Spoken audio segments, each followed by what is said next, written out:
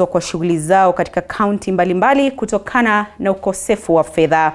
Hali kadhalika, wabunge kutoka kamati ya fedha na ile ya mawasiliano wanatarajiwa kukutana na mwenyekiti wa bodi ya kampuni ya Telcom Kenya pamoja na wakili wa serikali kubaini jinsi serikali ilivyonunua kampuni hiyo. Na mwisho kabisa, kampuni ya utafiti ya Mizani Africa itakuwa ikizindua ripoti yake itakayoonyesha utendakazi wa mawaziri miongoni mwa masuala mengine. Mtazamaji, tunayo mengi tu, lakini kwanza kabisa tupate methali ya leo.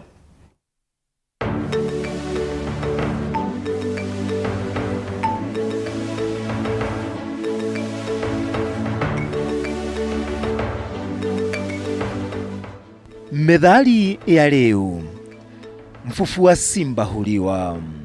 Maana ya nje: kwa kuwa simba ni mkali, anayemfufua ataliwa yeye.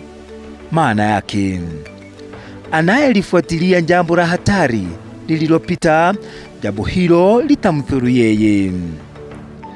Matumizi: hutunasihi kutoyafuata mambo mabaya yaliyopita.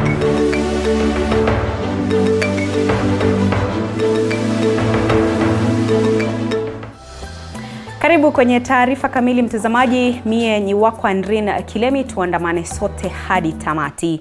Ni afueni kwa wakazi wa gatuzi la Kisii walio na ulemavu na wasio na uwezo wa kutembea kutokana na matatizo ya uti wa mgongo baada ya gavana wa kaunti pamoja na shirika la Walkabout Foundation kuwapa msaada.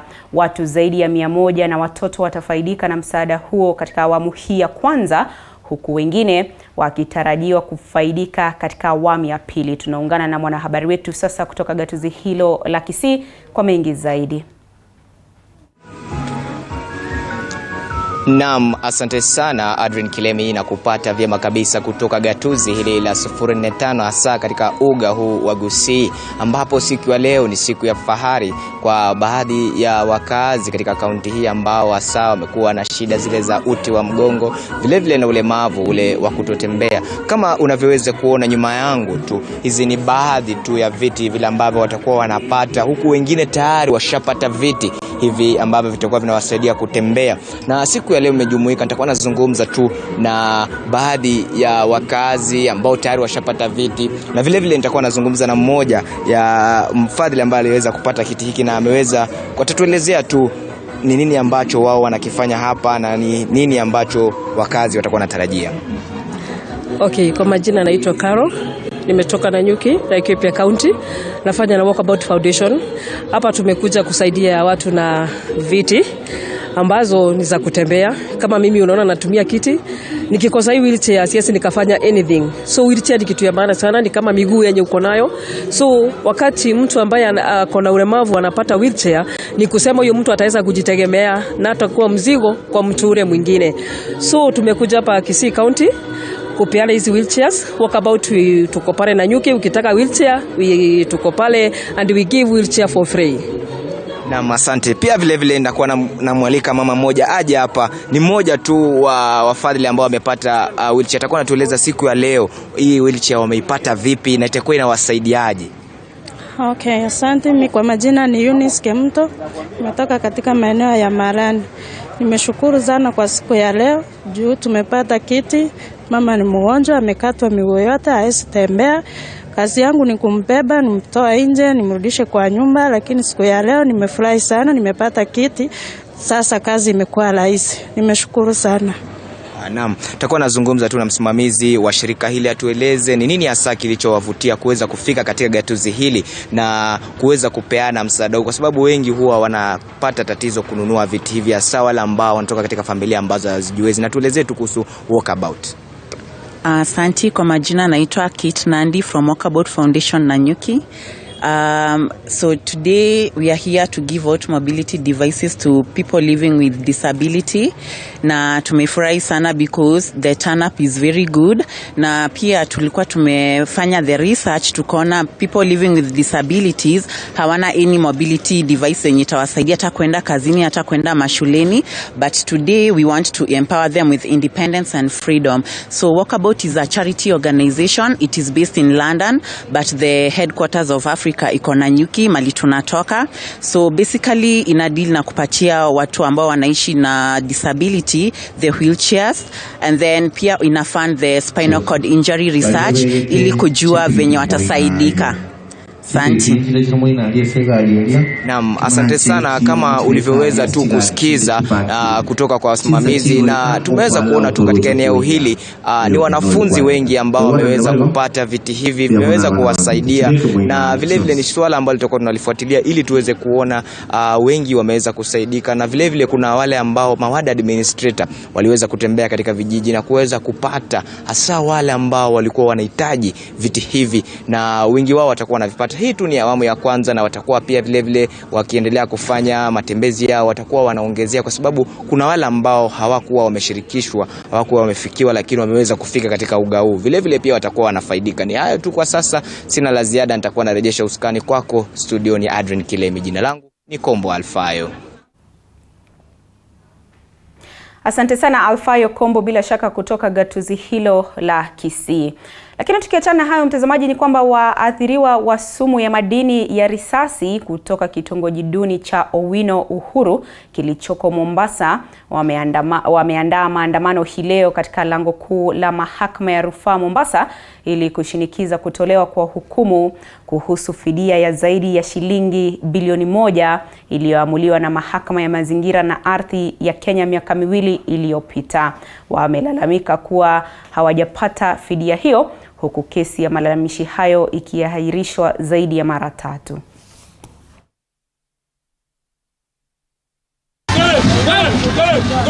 Safari yao ya kutafuta haki na kubaini iwapo watapokea fidia ya madhara ya sumu ya madini ya risasi ilianza mwongo uliopita, ambapo maelfu ya watu wameugua, kulemaa na wengine hata kufa kutokana na moshi na uchafu wenye sumu kutoka kiwanda cha kuchakata betri katika kitongoji duni cha Owino Uhuru, Mombasa.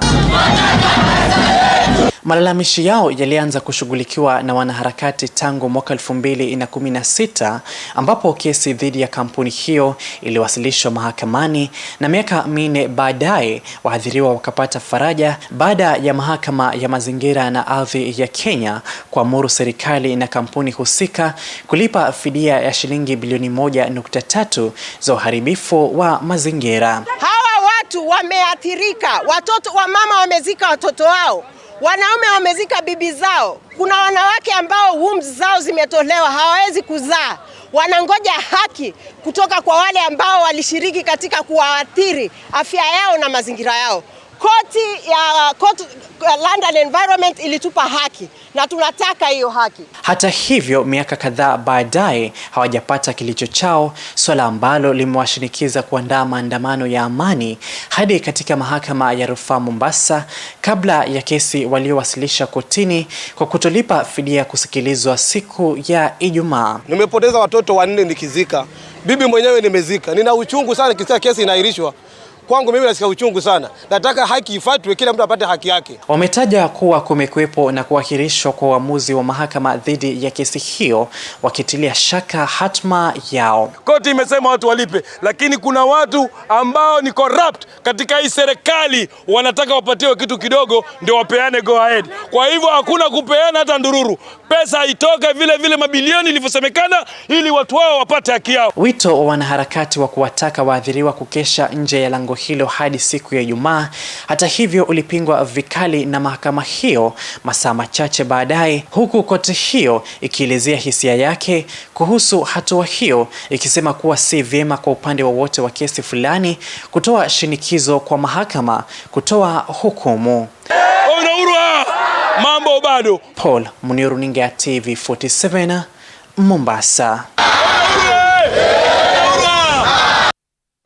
Mtazamaji, kutoka Mombasa sasa tuelekee Lamu, ambapo viongozi kutoka kaunti hiyo wameungana kuleta suluhu ya shida zinazoikumba kaunti hiyo, wakitaka kuwe na amani. Haya yanajiri baada ya waziri wa ardhi na masuala ya maendeleo nchini Zakari Njero hivi majuzi kuzuru kaunti hiyo na kukutana na viongozi wa kaunti ya Lamu kujadili kwa kina swala la mzozo wa ardhi. Viongozi hao wameshinikiza jamii zinazoishi katika kaunti hiyo ya Lamu kuungana ili kudumisha amani na usalama. Kwa sasa tunaungana naye mwanahabari wetu Abdulaziz Nameka kwa mengi zaidi. Viongozi wa usalama pamoja na viongozi wa amani katika kaunti ya Lamu wameweza kujumuika pamoja ili kulizungumzia kwa kina swala ambalo limeweza kuibua hisia kwa baadhi ya wakazi wa kaunti hii. Lamu County kumekuwa na matatizo kidogo, tumeona cheche za maneno yamerushwa kwenye mitandao, hususan kwa sababu ya swala la ardhi. Wananchi wakipata hati miliki, ile shida ambayo iko nafikiri itapungua, na kila mtu akiwa na mahali pake anajua hapa ni kwake na ana hati miliki, kwa sababu watu wengi wameishi hapa na ule muda watu wameishi wanastahili wapatiwe hati miliki, na nafikiri hiyo itaweza kumaliza. Na wale ambao pia wanaweka hizo cheche za moto za kumalizia ya kwamba Lamu iko na wenyewe. Lamu yetu ni sisi sote, na sisi sote ni serikali, na sisi sote ni wanadamu. Hakuna mtu ataenda na kitu hapa, zote tutaziacha hapa, na tunataka kutengeneza Lamu ambayo itakuja hata watoto wa watoto wetu ambao watakuwa na amani. Pia sisi tuhakikishe kwamba usalama ni wetu, na tutahakikisha kwamba hakutotokea visanga hapa na pale. Licha kwamba kuna matatizo makubwa ambayo ni tatizo sugu ya mambo ya land. Mimi sioni kama kuna tatizo. Lamu County ina kitu inaitwa special plan na wako nayo, na wanajua corridor ya wafugaji, mahala pa malisho, mahala pa wenye mashamba, na mahala kuna commercial area, residential area. Kuna mahali ambapo kila mahali kumetengwa na hiyo plani iko. Kwa hivyo ni ifuatiliwe, ikiweza kutimizwa, ikawekwa in place. I think we have no problem in Lamu.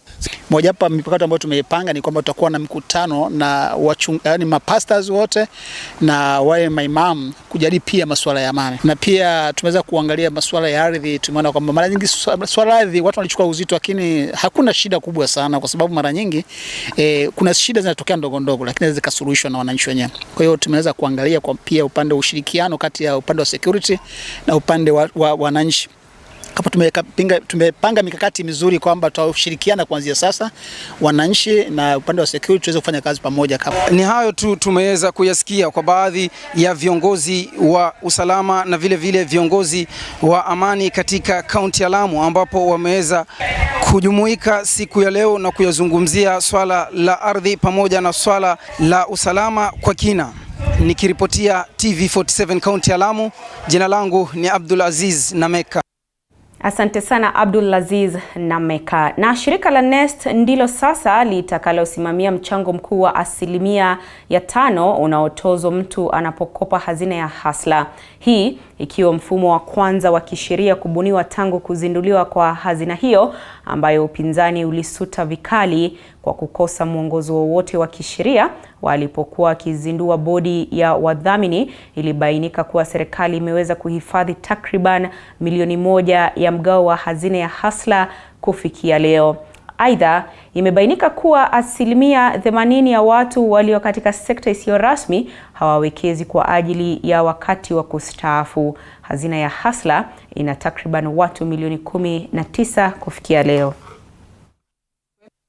Of this board and the role is supposed to play and the space that they're supposed to occupy to grow and afford our people to have comfort in their retirement.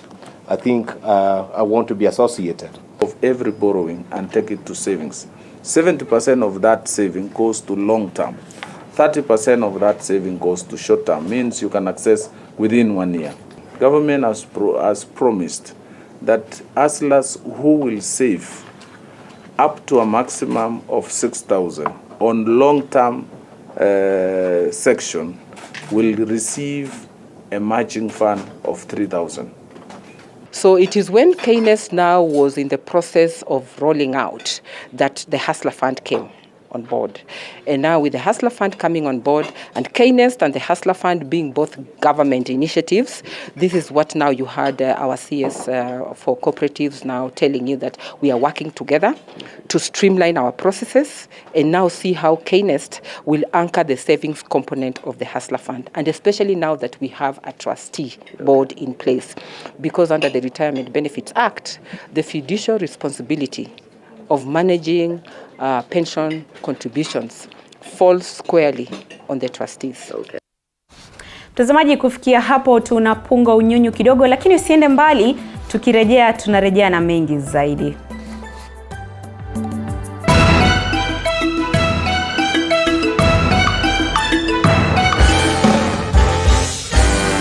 Ladies and gentlemen, karibuni sana. This is Dr. Frank tonight. And of course, on to our first guest of the night. An amazing actress, an award-winning actress, one of the top influencers right now, a top brand ambassador, ladies and gentlemen, and a lady who I respected, of course. I'm proud to call her my friend. Ladies and gentlemen, DJs listening, are you ready for something there? Yes. You ready, yeah? Yes. Give me something, yeah? Ladies and gentlemen, the one and only Kate Kamau, aka Kate, actress. Oh, this, how much material is this? It's a lot. I mean, I'm a lot. Does it give like, is it like normal time to wear like 10 minutes? Ama like lazima uipangie. Hii lazima shida ni kwenda kwa choo hiyo tu. Yeah. But they come to think of it, madam of a jumpsuit. How do you guys go to the washroom? How do you guys deal with that whole thing? That's why we go in pairs to the bathroom. No, men, you never find men going to the washroom in pairs. Anyway, Richie niaje. Nasikia kusojo, hebu niishie. I think ladies are so privileged. You guys can even call each other boom, babe, sweetheart. Yeah. Imagine now I'm now calling Richie. Richie babe, niaje. Unakamjobosa ngapi na saxophone. But we are okay with that. Never. Yeah. Kate, welcome on the show. You are our first guest ever. Piga makofi. Tuko na interior design round hii. Ni wajakoya ama check relax. Usiseme na nguvu we. Nakada wana watch, nakada. Ni sponsored. Let me ask, have you ever tried? No, what is that? No. Haujawahi? Under by mistake. But now I know it because of wajakoya. Oh really? So hujaipita kwa campaign ya wajakoya by mistake ukaisikia? Have you ever tried drugs at any point? Which one? You're a clean, I'm a role model. Role model. Sawa kwa Listen, do we have enough role models in the industry anymore? Or because I've seen these days people do their own things, they mess up on social media, then they come and say, listen, I was not born to be a role model. I'm living my own life. Do you think that is the correct way to handle it? And I think what Akothe says, I did not choose to be a role model. It's my career that inspired you to give me that title. So you cannot give me the pressure to become a role model. That's how you feel. So that's how you interpret my brand. But I have to live my life. I'm not telling you to live the way I live. You understand? But I know I have a responsibility as a public figure to act in a certain way. In a certain way. But in the same breath, I have to live my life truthfully, being me. If it inspires you, yes. Well and fine. If it doesn't, good. Yes. Let me ask, which is like the most weirdest story you've ever heard about you? Ile mpaka uko like guy. Todie. Like I'm very mean, I'm a snob. I think I'm too friendly actually. I'm too friendly. Me, I feel like you choose. You're not kumbuka unaongea na best yako. Kumbuka you're talking to your friend. That's the problem. But huyo naweza mlenga nikimuona kama ananibo, right?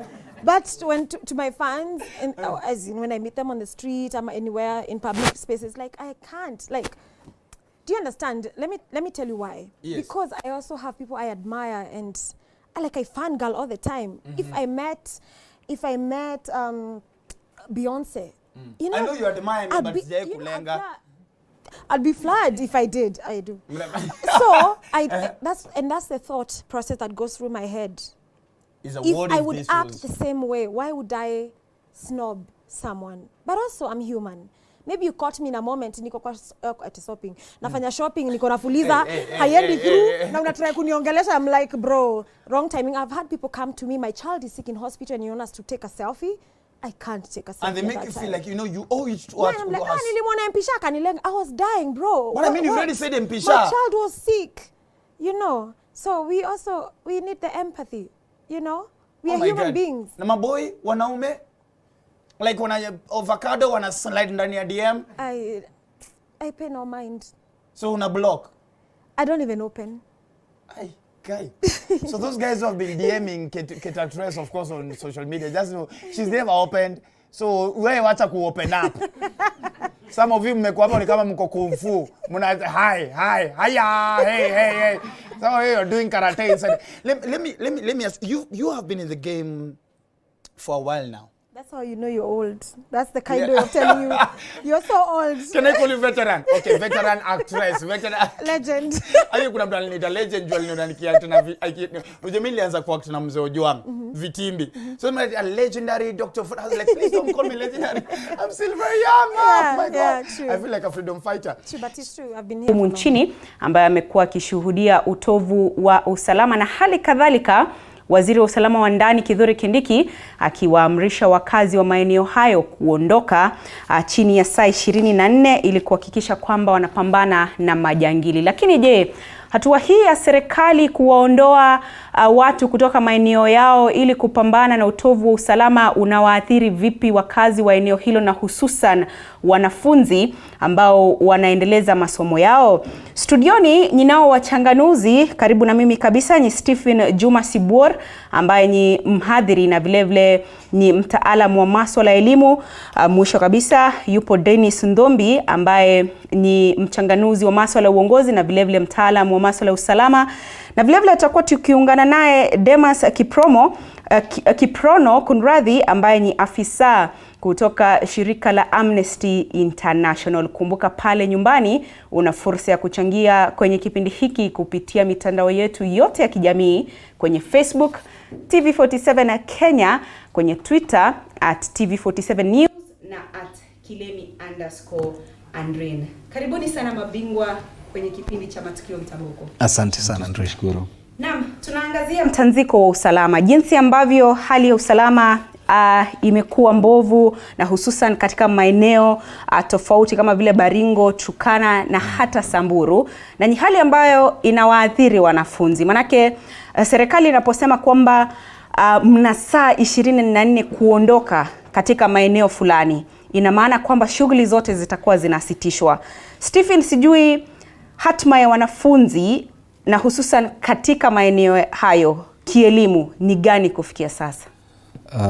Kwanza kabisa ningependa kusalimia our viewers na watu wote. Mimi kwanza kabisa nikaenda kushukuru serikali kwa hii hatua wamechukua, kwa sababu hii kitu imekuwa mitindo kwa muda mrefu kwa hizi maeneo, nasema Samburu, Pokot, Marsabit. I've been there several times. Na wao majangili wamekuwa ni kama hiyo ni tabia kawaida. Hiyo ni hali ya maisha. Na unajua hii katika nchi yetu hakuna ule Kenya muhimu kushinda mwingine. There's no Kenya that's important than the other. And the life for every Kenyan is very, very important. And that's guaranteed in the constitution. And the freedom to move is guaranteed in the constitution. Ningepongeza tena serikali. Kitu tungependa kufanya serikali yafanye kabisa is to wapatie support ya kutosha wale maskari ambao wako huko, support ya kutosha kutoa majangili na kumaliza hii shida once and for all.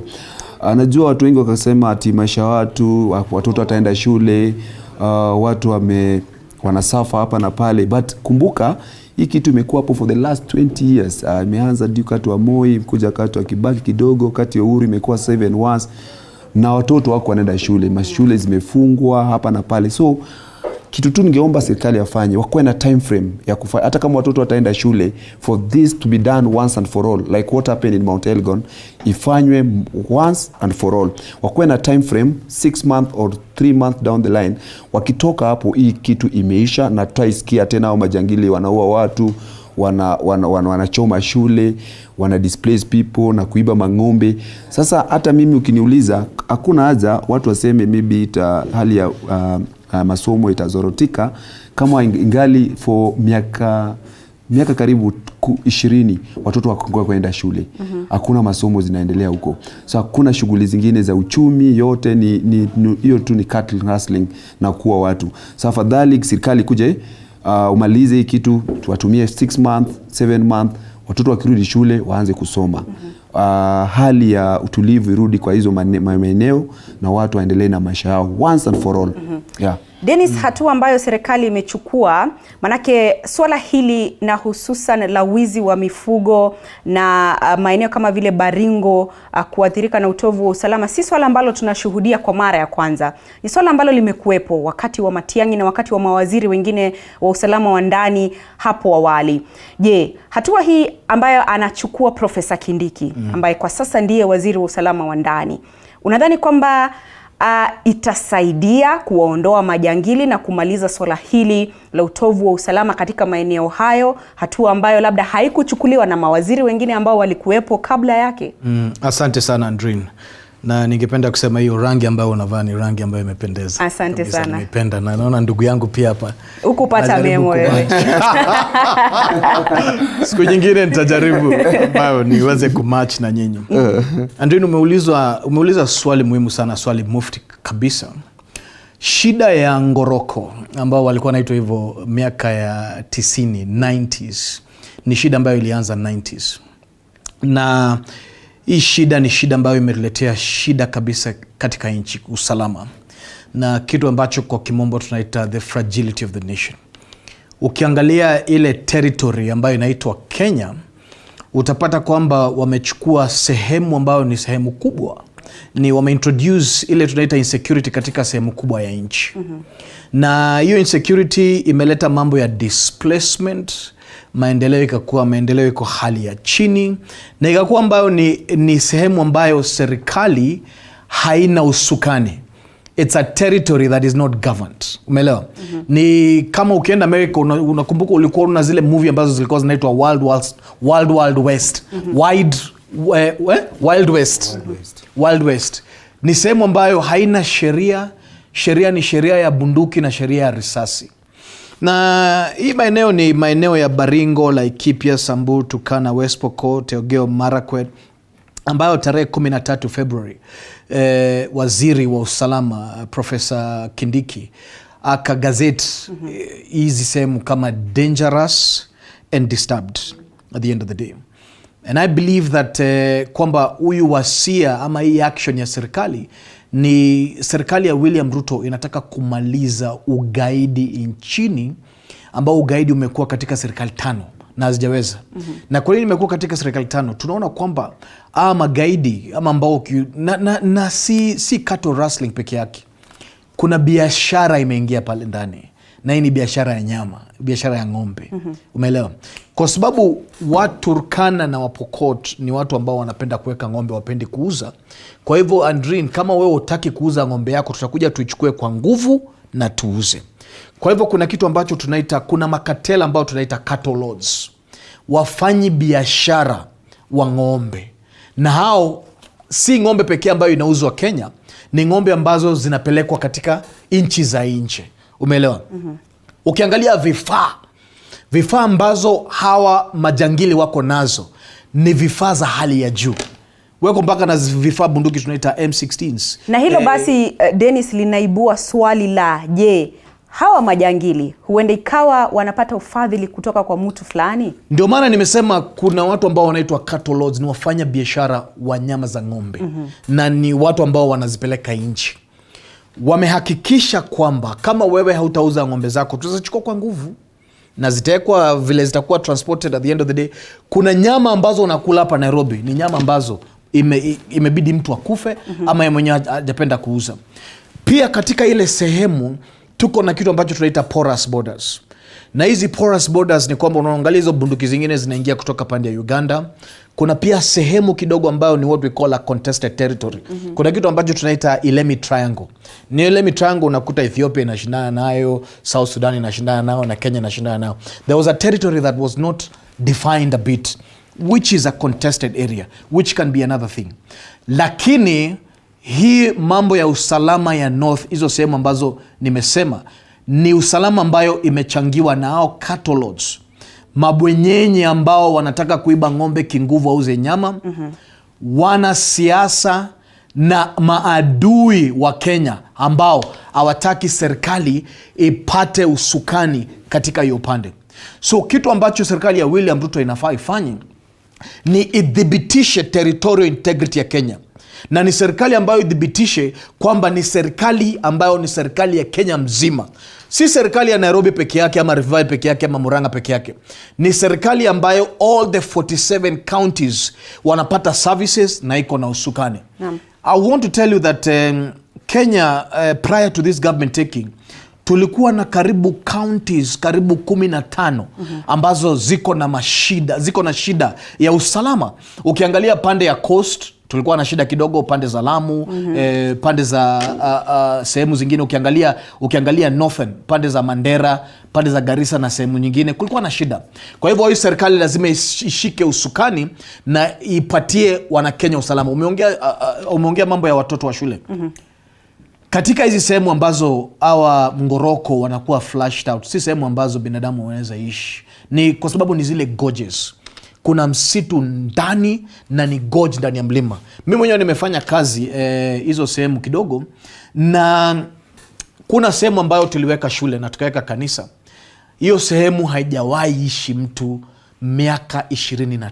Kwa hivyo waziri wa usalama wa ndani anaposema kwamba wakazi wa maeneo hayo wana saa 24 kuondoka, basi anazungumzia kina nani iwapo unasema hamna watu? Hakuna population kubwa, anazungumzia pengine watu familia 20, familia 15, pengine hata familia 5. Unajua saa zingine katika reporting media ni vizuri waende kwa ground. Tunaitasema kwa ground. Lakini hata kama ni familia 5 au 2, Dennis, unaangalia unaona kwamba ni mtu ambaye ameishi pale labda kwa miaka 20, miaka 40 na ana saa 24 kuondoka aelekee sijui wapi. Andrin, ukitaka kujenga nyumba yako na inanyesha mvua ndani, lazima utoke kwanza ndio ipate kuwa repaired. Zile sehemu zikikuwa liberated, wale wakazi na serikali imesema kitu ambacho serikali ilifanya kwanza ni kumake sure kwamba mashule ziko secured. By the way, ukienda katika zile mashule zilikuwa zimepinduliwa kuwa manyumba za wale ngoroko, na wale ngoroko wanaoa mpaka wanafunzi pale. Shule mzima imekuwa nyumba ya ngoroko na ameifanya kuwa mji wake, na watoto wadogo wamefanya kuwa mabibi zao. Kitu cha kwanza serikali ilifanya ni kumake sure kwanza hizo zote what we call critical facilities, mashule, kanisa na sehemu zingine mingi, ile kitu ya kwanza walifanya ni kuwa secured. Kwa hivyo hakuna mtoto pale ambaye atasumbuliwa kwenda shule. Lakini ukiangalia katika ile population na zile areas ambazo zimekuwa zimegazetiwa kuwa disturbed and dangerous, si shule, si sehemu ambazo ziko na population ya watu kubwa, kwa sababu wale ngoroko zile sehemu si sehemu ambazo ni rahisi kupolisi, na kwamba ukidecide kwenda ndani lazima umake sure kwamba hakuna mwananchi ambaye ngoroko ataweza kujificha ndani ya nyumba yao. You want to clear the area then flush out all those things. So I think it's a well documented area. Today is Dennis ameongea story ya the lords, the cartel lords, the bandits, the cattle lords. These people are politicians. They are politicians. The other day William Ruto aliwaita wa politicians kwa hiyo kutoka hiyo sehemu kwa State House. Na Tembea ambao amefanya kazi huko kama county regional commander huko Rift Valley, alisema ukiangalia faces zao watu au ndio cattle lords, au ndio watu na fund hiyo biashara yote kwa hizo masehemu. Na kila siku waziri anasema ata name them. It's taking long. It's early the better au watu wakuwe named na watolewe washikwe au watu ndio wana fund hiyo biashara, na the benefit for this for a long period of time, so many years. Some of them had been cartel in that area for many years, funding, buying guns for these people. But let me tell you, hata saa hii tukiongea umesikia mwanasiasa yote amekuja kuita baraza, kuita rally, aongee watu wake, awambia niaje, wakati imefika sisi wacheni, wekeni bunduki chini, surrender your guns to the government. Umesikia hata mmoja? Wanapiga tu kelele hapa na pale. Because if a politician speaks today that these things must come to an end to help the government, cooperate with the government, hii majangili wote watasurrender their bunduki, na we'll have those places as a safe places that we can do the business, can have the infrastructure and all that. But then I want to tell the government, Once the government flush all these majangili place, because see maendeleo hiyo ndio kazi wanafanya, so watabaki bila kazi. But I want the government now to come in, the Ministry of the Defense, build school as the president said the other day, the Ministry of Interior, create more police stations, more security in the area, but also the infrastructure. The Ministry of Transport and Public Works should now come in and build roads. Vile amesema kuna hizi places ukienda izile Msamburu, kuna wale wanaishi kwa mistuni, wajai toka kwa hiyo mistuni. Kabla askari aingie kwa hiyo mistuni kuflash hizi majangili, watu lazima watoke, kwa sababu hata askari mwenyewe anaogopa kwenda kama hao majangili watakuwa shield up na watu wanaishi hapa kwa community. This place haina shule. The schools were closed so many years ago. The children don't go to schools, they're just there. So we better close the school for now, for 6 months, that operation to be done. The only thing we need to do a timeline of this operation to be done, so that don't affect our total kwa muda mrefu. Once that timeline is set, this is done once and for all. Like Mount Elgon, it was done once and for all. Na mtazamaji, tunazidi kuangazia mtanziko wa usalama hapa studioni. Kumbuka kuna tu baadhi ya maeneo humu nchini ambayo yamekuwa yakishuhudia utovu wa usalama na hali kadhalika kuathiri wakazi wa maeneo hayo ambao wamehitajika kuondoka ili serikali iweze kufanya kazi yake. Studioni ninaye Stephen Juma Sibor, mtaalamu wa masuala ya elimu, yupo Dennis Ndhumbi, mtaalamu wa masuala ya uongozi na hali kadhalika masuala ya usalama, na tutakuwa tukiungana naye Demas Kiprono ambaye ni afisa kutoka shirika la Amnesty International, mtazamaji vilevile katika kaunti mbalimbali. Tutakuwa tunasema na wanahabari wetu tupate kusikia wakazi wa maeneo hayo wana maoni gani kuhusiana na hali ilivyo katika tu baadhi ya maeneo ambayo yanakumbwa na utovu wa usalama. Nirejee nawe Stephen Juma, na hususan kuhusiana na swala hili la wanafunzi. Alipokuwa amefika mbele ya kamati ya bunge wiki jana, waziri wa elimu Ezekiel Machogu alitaja kwamba zaidi ya wanafunzi 55,000 bado hawajaripoti kwenye shule za sekondari ya awali, yani junior secondary schools. Hawa wanafunzi wako wapi? I think Kenya tuko na changamoto mingi, na hizi changamoto mingi ndio imepata wanafunzi wajarudi shuleni. Unajua serikali ilisema itatoa pesa ili saidie elimu, stakeholders and all that, but that money at the other day nikisikia waziri akasema bado anangoja hiyo system itupatie namba wanafunzi ndio wa channel pesa. So utapata saa hii bei the gharama ya elimu imeenda juu. Wazazi wengi wameamua kukaa na watoto nyumbani, ambapo hiyo si hatia kabisa. Kila mzazi ako na jukumu kwamba mtoto aende shuleni. So wao watoto wako tu, ukienda maybe Kibra slums utapata watoto wengi wako tu. Ukienda Adams for example, ukipitia Yongong Road utapata ni mchana watoto wako shule, but very young age they're just hawking, asking for money along the road and all that. So hiyo ni ukweli kabisa, kuna watoto wengi wajaripoti shule. So itabidi Minister of Education, waziri wa elimu, akuje na mikakati kutoa watoto nyumbani warudi shule. Wengi wako nyumbani. Because hata sasa ukienda Ngong Road utapata kuna watoto wanaomba pesa. Ukiingia kwa gari, kutoa dirisha hivi ya gari, kioo ya gari, wanakuomba pesa. Swali ni hao watoto wataenda shule saa ngapi? Na watoto wengine wako shule. So hiyo ni kweli, lakini sasa itabidi Ministry of Interior, Ministry of Education wafanye kazi, ma chiefs watembee, watoe watoto waende shuleni. Kila mali. Serikali inasema kwamba inataka kufanikisha 100% ya elimu kwa wanafunzi kutoka shule za msingi kuingia shule za sekondari. Lakini tukimsikiza waziri wa elimu anasema kwamba zaidi ya 55,000 bado hawajafika shuleni. Wengine hata bado hawajaingia kufanya masomo yao ya sekondari. Tatizo liko wapi Dennis? Manake tukiangalia vile ambavyo umesema katika maeneo ya kaskazini mashariki ambapo kuna shuhudiwa utovu wa usalama, ni 1% chache tu ya wanafunzi walio pale. Umesema kwamba si familia nyingi ambazo zinaishi kule, manake pia huenda ikawa maeneo hayo si salama kwao. Lakini zaidi ya 55,000 basi ni idadi kubwa sana ya wanafunzi kutokuwa shuleni. Tatizo li wapi? Asante sana. Umeuliza jambo ambalo ni muhimu sana.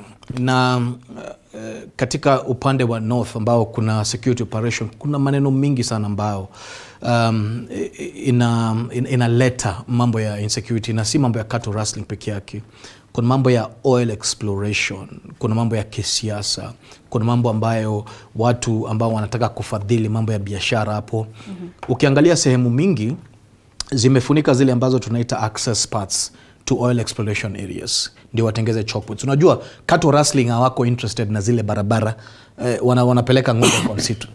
Kwa hivyo lazima serikali ilete liberation na freedom katika hiyo upande, ndio tusikuwe na sehemu ya nchi ambayo kuna watu ambao wanataka kuchukua advantage kwa sehemu ya nchi kwa maneno yao ya kibinafsi.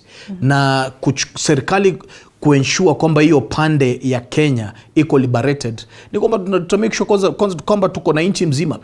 Utajiri ambao uko hizo sehemu ni utajiri wa hali ya juu. Ukiangalia madini, ukiangalia mambo ya oil, the soil there is extremely fertile for mambo ya farming. Kwa hivyo hata ndugu yangu vile alikuwa anasema patiwe kitu cha kufanya, all you need to do is ensure kwamba umedhibitisha mambo ya usalama, wajenge, you make sure you have boarding schools and all these things. That will be the next frontier in Kenya. In the next 20 years, that will be the most richest and prosperous part of the country. Au ni mahali wanaenda tu kwa mto na wanashika madini kwa mto, dhahabu, na wanapata.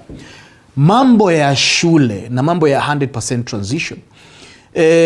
Andiri unajua kwamba tuko na changamoto mingi katika nchi, na hizi changamoto ni changamoto ambazo zimeingilia kifamilia.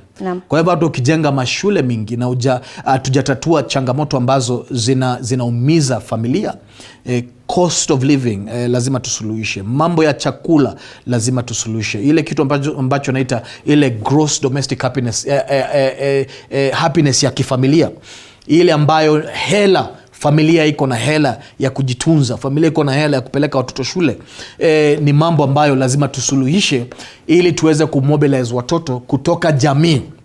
Umeelewa? Hata tukijenga mashule ya hali ya juu na tujatatua mambo ya kijamii, itakuwa ni kazi duni ambayo tunafanya, na kuna changamoto mingi. Ukiangalia Kenya kwamba majority of the families are breaking down, majority of the families are not fathered, majority of the families have many challenges. Na katika miaka 30 iliyopita, kitengo cha familia nchini hakijapatiwa hata department level. Hata department level.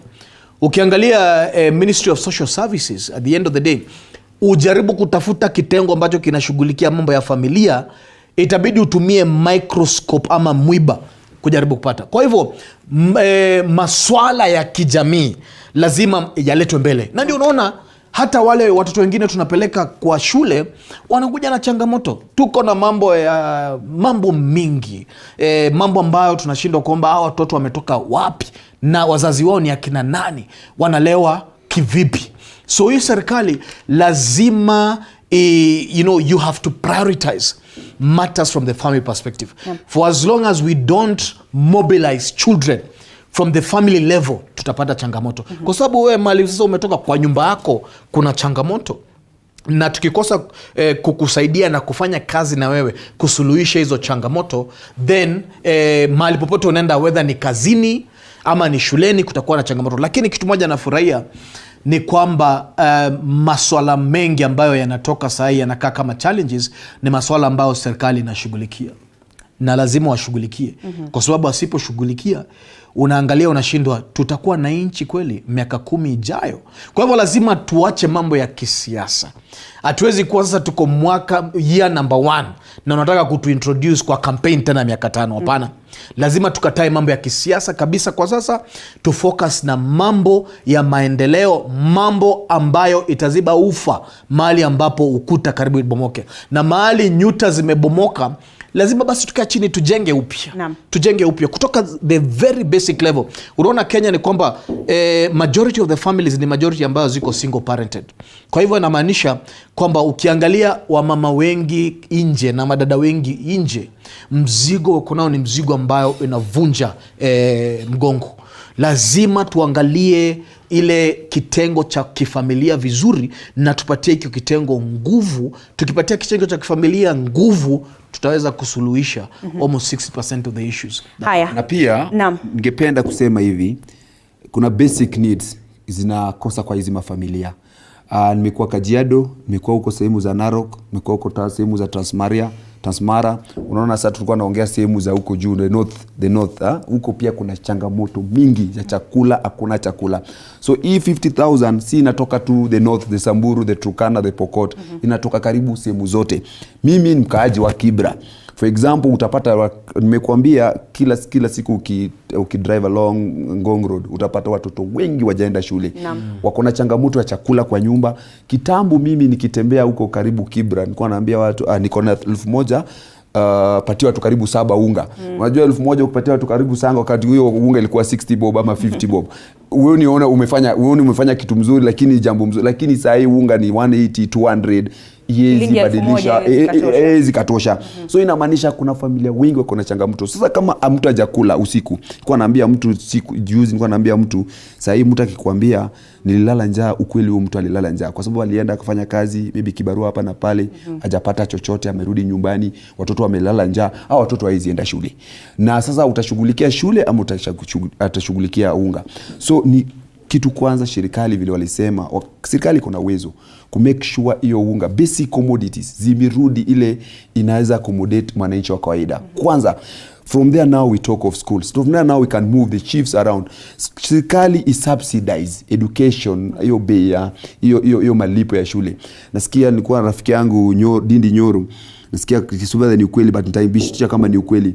Saa hii wazazi wanalipa 1,000 2,000 huko Kiharu.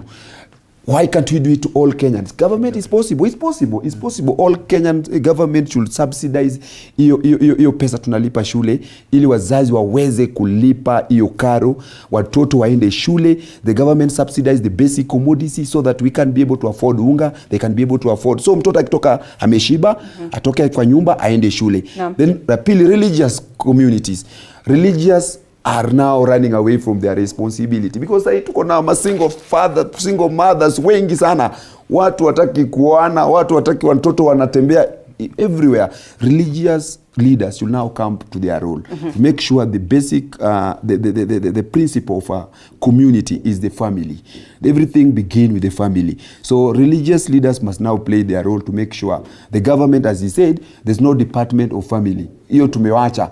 Let the family take themselves outside there. Tuko na watoto wengi wanaranda ovyo. Why enda shule? Naam, shikilia hapo sasa tufululize hadi katika gatuzi la Kisii. Tuungane na mwanahabari wetu Alfayo Kombo. Alfayo, hapa studioni tunaangazia mtanziko wa usalama na jinsi ambavyo utovu huu wa usalama unaziathiri familia tofauti na hususan kutatiza shughuli za kawaida kama vile masomo. Sijui hapo katika kaunti ya Kisii maoni kutoka kwa wakazi ni yapi?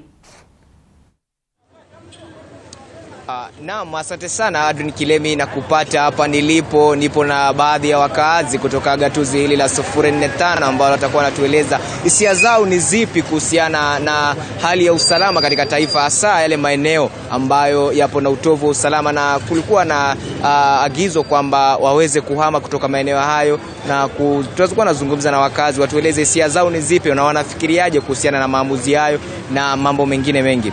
Nitakuwa nakaribisha mkazi mmoja, tueleze hisia zako ni zipi kutokana na swala hilo. Kwa majina ni Nicholas Omwenga kutoka Kisii.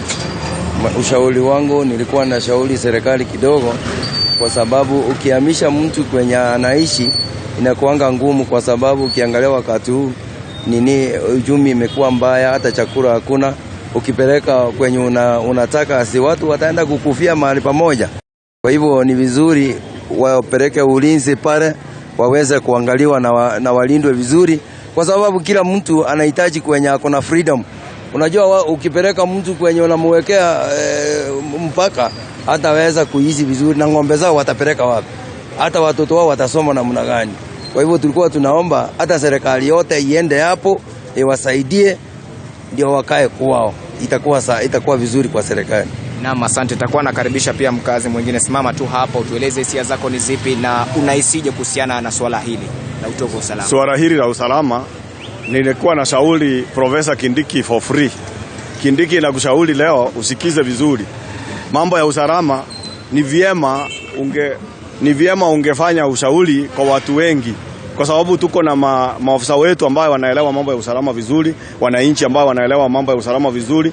Huwezi kuamuka siku moja na kutoa order watu waende, na wakati uchumi iko mbaya. Uchumi yetu ni mbaya sana. shule, watoto wanaenda shule, na tunahitaji hao watu wako hapo wasaidiwe vizuri. Kwa nini ukae vizuri mambo hii, uulize wananchi vizuri, upate maoni ya kutosha ndio uamize watu. Utaamiza watu utaweza aje na uchumi iko mbaya? Ni vizuri bwana profesa, ni vizuri mambo kuchunguza mambo, kwa sababu ni juzi tu umepewa hii kitu. Unakumbuka yale ulikuwa unatuambia kutoka parliament? Unakumbukanga? Hebu angalia hizo clips, uangalie vile ulikuwa unaongea kutoka ukiwa parliament, na umepewa sasa hiyo kazi, umepewa sasa mkononi, na wewe ni profesa mzima. Hebu angalia, hebu jifikirie mzuri. Hao wazazi, watoto ambao wanaenda shule, uchumi na yao ng'ombe wako na hao watoto wanahitaji, wanataka wazazi wao. Hebu angalia hii mambo ya usalama, kama imekuwa ngumu, si ulisaini Ruto atafute mtu mwingine aweke hapo. Naam, asante. Nitakuwa nazungumza na mkazi wa mwisho naye atueleze hisia zake ni zipi. Tutakuwa nasonga hapo katikati. Naam, asante. Naam, langu kuongezea ni kama kazi profesa imekushinda, ni vyema uache. Tuwafaa kufanya kulinda watu wote kwa usalama, watu walindwe, si eti kubomolewa mahali penye wako, kufurushwa. Wanakopelekwa hatuoni kama watakaa kwa ile njia yenye nao ufaa. Tuomba serikali tafadhali tafuta njia nyingine mwafaka ya kulinda watu. Pengine unahisi kwamba inaathiri kielimu kivipi kwa wanafunzi? Pia hiyo inaathiri kwa sababu tuseme kwa mfano kama watoto walikuwa nasoma shule nyeti ambazo zilikuwa katika hiyo area, wakitoka na huku wataenda kusoma na wapi jamani? Hiyo italeta shida sana. Naomba serikali itilie maanani na wajaribu kuangalia wananchi. Asante. Naam, asante sana Adrian Kilemi. Kama ulivyoweza kusikia tu, hizo ni hisia au baadhi za hisia za wakazi kutoka eneo hili, huku wengine wakiweza kusema kwamba ni swala ambalo litakuwa la tatiza elimu, na mwishowe wakazi watakuwa au wanafunzi wale watakuwa wanafanya mtihani mmoja na wanafunzi wengine taifa, huku wao watakuwa wamesalia nyuma na kuwaacha nyuma kimasomo. Ni hayo tu kutoka gatuzi hili la 045. Jina langu ni Kombo Alfayo. Nitakuwa narejesha uskani kwako studioni Adrian Kilemi. Naam, asante sana Alfayo Kombo kutoka gatuzi hilo la Kisii. Mtazamaji, tunazidi kuangazia mtanziko wa usalama. Kumbuka baadhi tu ya maeneo humu nchini ikiwemo Samburu, Turkana, Mandera, Elgeyo Marakwet na Pokot Magharibi ni maeneo ambayo yameathirika na utovu wa usalama na hali kadhalika kuathiri shughuli katika maeneo haya. Hapa studioni tunachanganua na kudadavua masuala mazima, tukizidi kuangazia ni kipi ambacho huenda kinachangia katika hali hii na labda ni njia zipi ambazo serikali inastahili kutumia kuhakikisha kwamba swala hili ambalo limekithiri kwa miaka na mikaka sasa limeondoka.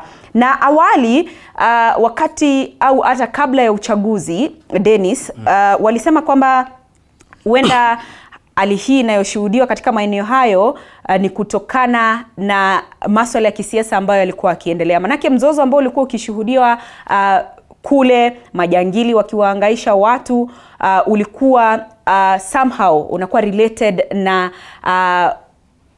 ile siasa ambayo ilikuwa ikiendelea. Lakini sasa tumepita wakati huo, tayari uchaguzi umepita, viongozi tunao. Lakini kwa nini bado tunazidi kuona wananchi wa maeneo ya kaskazini mashariki na maeneo mengine kama vile Lamu, Elgeyo Marakwet, Pokot Magharibi wakihangaishwa na majangili? Huenda ikawa sasa si masuala ya kisiasa ambayo yalikuwa yakichangia na labda ni masuala mengine? Asante. Nimesema kwamba asilimia 15 peke yake ndio ambayo asilimia tunaona ni it's contributed from cattle rustling. Asilimia 15 ingine ni asilimia ya resources, ile wanapigania mambo ya maji, malisho ya ng'ombe. Lakini asilimia 70, natumai Kiswahili changu ni 70, right? Ni mambo mengine. Na kitu cha kwanza ambacho nimesema ni kwamba tunaona eneo la South Sudan wame renew interest na ile ambayo tunaita Olemi Triangle, na kuna statements ambazo zilisemwa na governor wa hiyo area na which may have contributed to the mobilizing of youth, armed youth from that side. Kwa sababu hii Olemi Triangle ni triangle ambayo iko na madini, iko na oil na mambo mengine.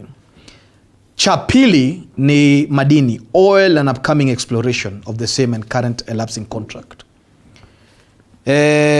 Cha tatu, miaka 2 iliyopita Wapokot walisema kwamba wanafaa waidhinishwe katika oil deals and the access towards that something that hasn't been done. Cha tatu ni kwamba tunaona current ambayo ni ya sahihi iko katika baadhi ya manjia kwa zile exploration na mambo ya madini, mambo zingine, kwa sababu mambo ya cattle rustling hawapendi mambo ya njia kabisa. Cha tano ni ile naita political and economic interests ambazo imejificha katika hii cattle rustling. Alisema cattle rustling ni 15% peke yake. Kwa sababu unaona majority of the oil companies are not even complaining that work is not happening. Lakini kwa miaka ambayo imepita, naona serikali karibu 5, ni kwamba this issue has never been properly prosecuted. Katika the last regime, polisi wakanyang'anywa ndege. Vifaa ambazo polisi inafaa itumie walipatiwa, ambazo hata zile MRAPs, zile armored carriers ambazo hazina mpaka bunduki. They didn't even have weapons. Walikuwa wanapitishwa tu TV ione kwamba gari imeenda imerudi. Kwa hivyo kuna wanasiasa katika viti na vyeo za juu, from a security sector, our security services at the end of the day, watu ambao wao katika hali ya juu, watu ambao hawajataka kuona usalama katika hizi sehemu, because they also stakeholders of these organized crimes, at the end of the day. Jambo la mwisho ningependa kusema ni kwamba kitu ambacho ni muhimu, serikali lazima idumu milele katika hizi sehemu, kwa sababu hizi ni sehemu serikali inaenda. Muda mwingine nilipitia pande ya Baringo, nikaenda mpaka juu kwa zile milima ambazo walikuwa wanapigana siku moja. Hauwezi ona hata gari ya serikali. Na hizi ni kama miaka 10 iliyopita. Kwa hivyo serikali presence yake lazima ikuwe felt katika hizi areas. Na kwa sababu nasema there are many interests, economic and political interests at the end of the day that are there. The government must be able to administrate and rule over these regions. And what will happen if they do that? It's going to be simple. The people will thrive. The children are going to be saved from early marriages, lack of school, starvation, displacement, and the country will be able to grow and expand and benefit within these areas. Kuna mambo mengi ambayo yame contribute katika mambo ya usalama when it comes to the north. Kitu ya mwisho ningependa kusema ni kwamba vyombo vya watu polisi za usalama is something that we really need to focus on, kwa sababu in the other administration jeshi wanaingia wanashindwa, polisi wanaingia wanashindwa, kwa sababu vyombo ambazo hawa ngoroko wako nazo zilikuwa vyombo za hali ya juu kuliko watu wetu. Na tukinunua vyombo za juu and we equip our police officers well, we make sure kwamba tuko na vitengo na tumejenga pia administrative areas huko ambazo mahali ambapo kunasumbuliwa kabisa, then we'll be able to expand these areas and give our police force adequate force. Kwa sababu if the police was strong enough, you don't need to deploy the military. They don't need to be assisted with the military. We need to make sure that we strengthen our police force in areas where they can be able to deal with any inland issue or homeland issue as much as possible. Kindiki ana waste time, anachukua muda mrefu sana. Alisema juzi atamname wale the lords, kwa wale politicians ambao wametumia hiyo biashara muda mrefu, wamebenefit kwa hiyo biashara muda mrefu, religious leader ambao wanachukua hii, wanawasaidia au majangili. Wakati ni sasa. Atoke wazi, a name all these people na take the responsibility, take the action.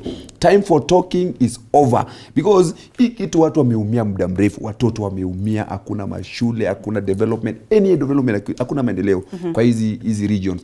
So this is a time. Let people waumie. Sahi kuna time waliuliza the late Professor Magoa, kwa nini waache watoto waende shule na ni kuna COVID? Akauliza, sasa watoto waende shule na watakufa huko juu ya COVID. Wacha wakae nyumbani, time ya COVID ikiisha watarudi shule.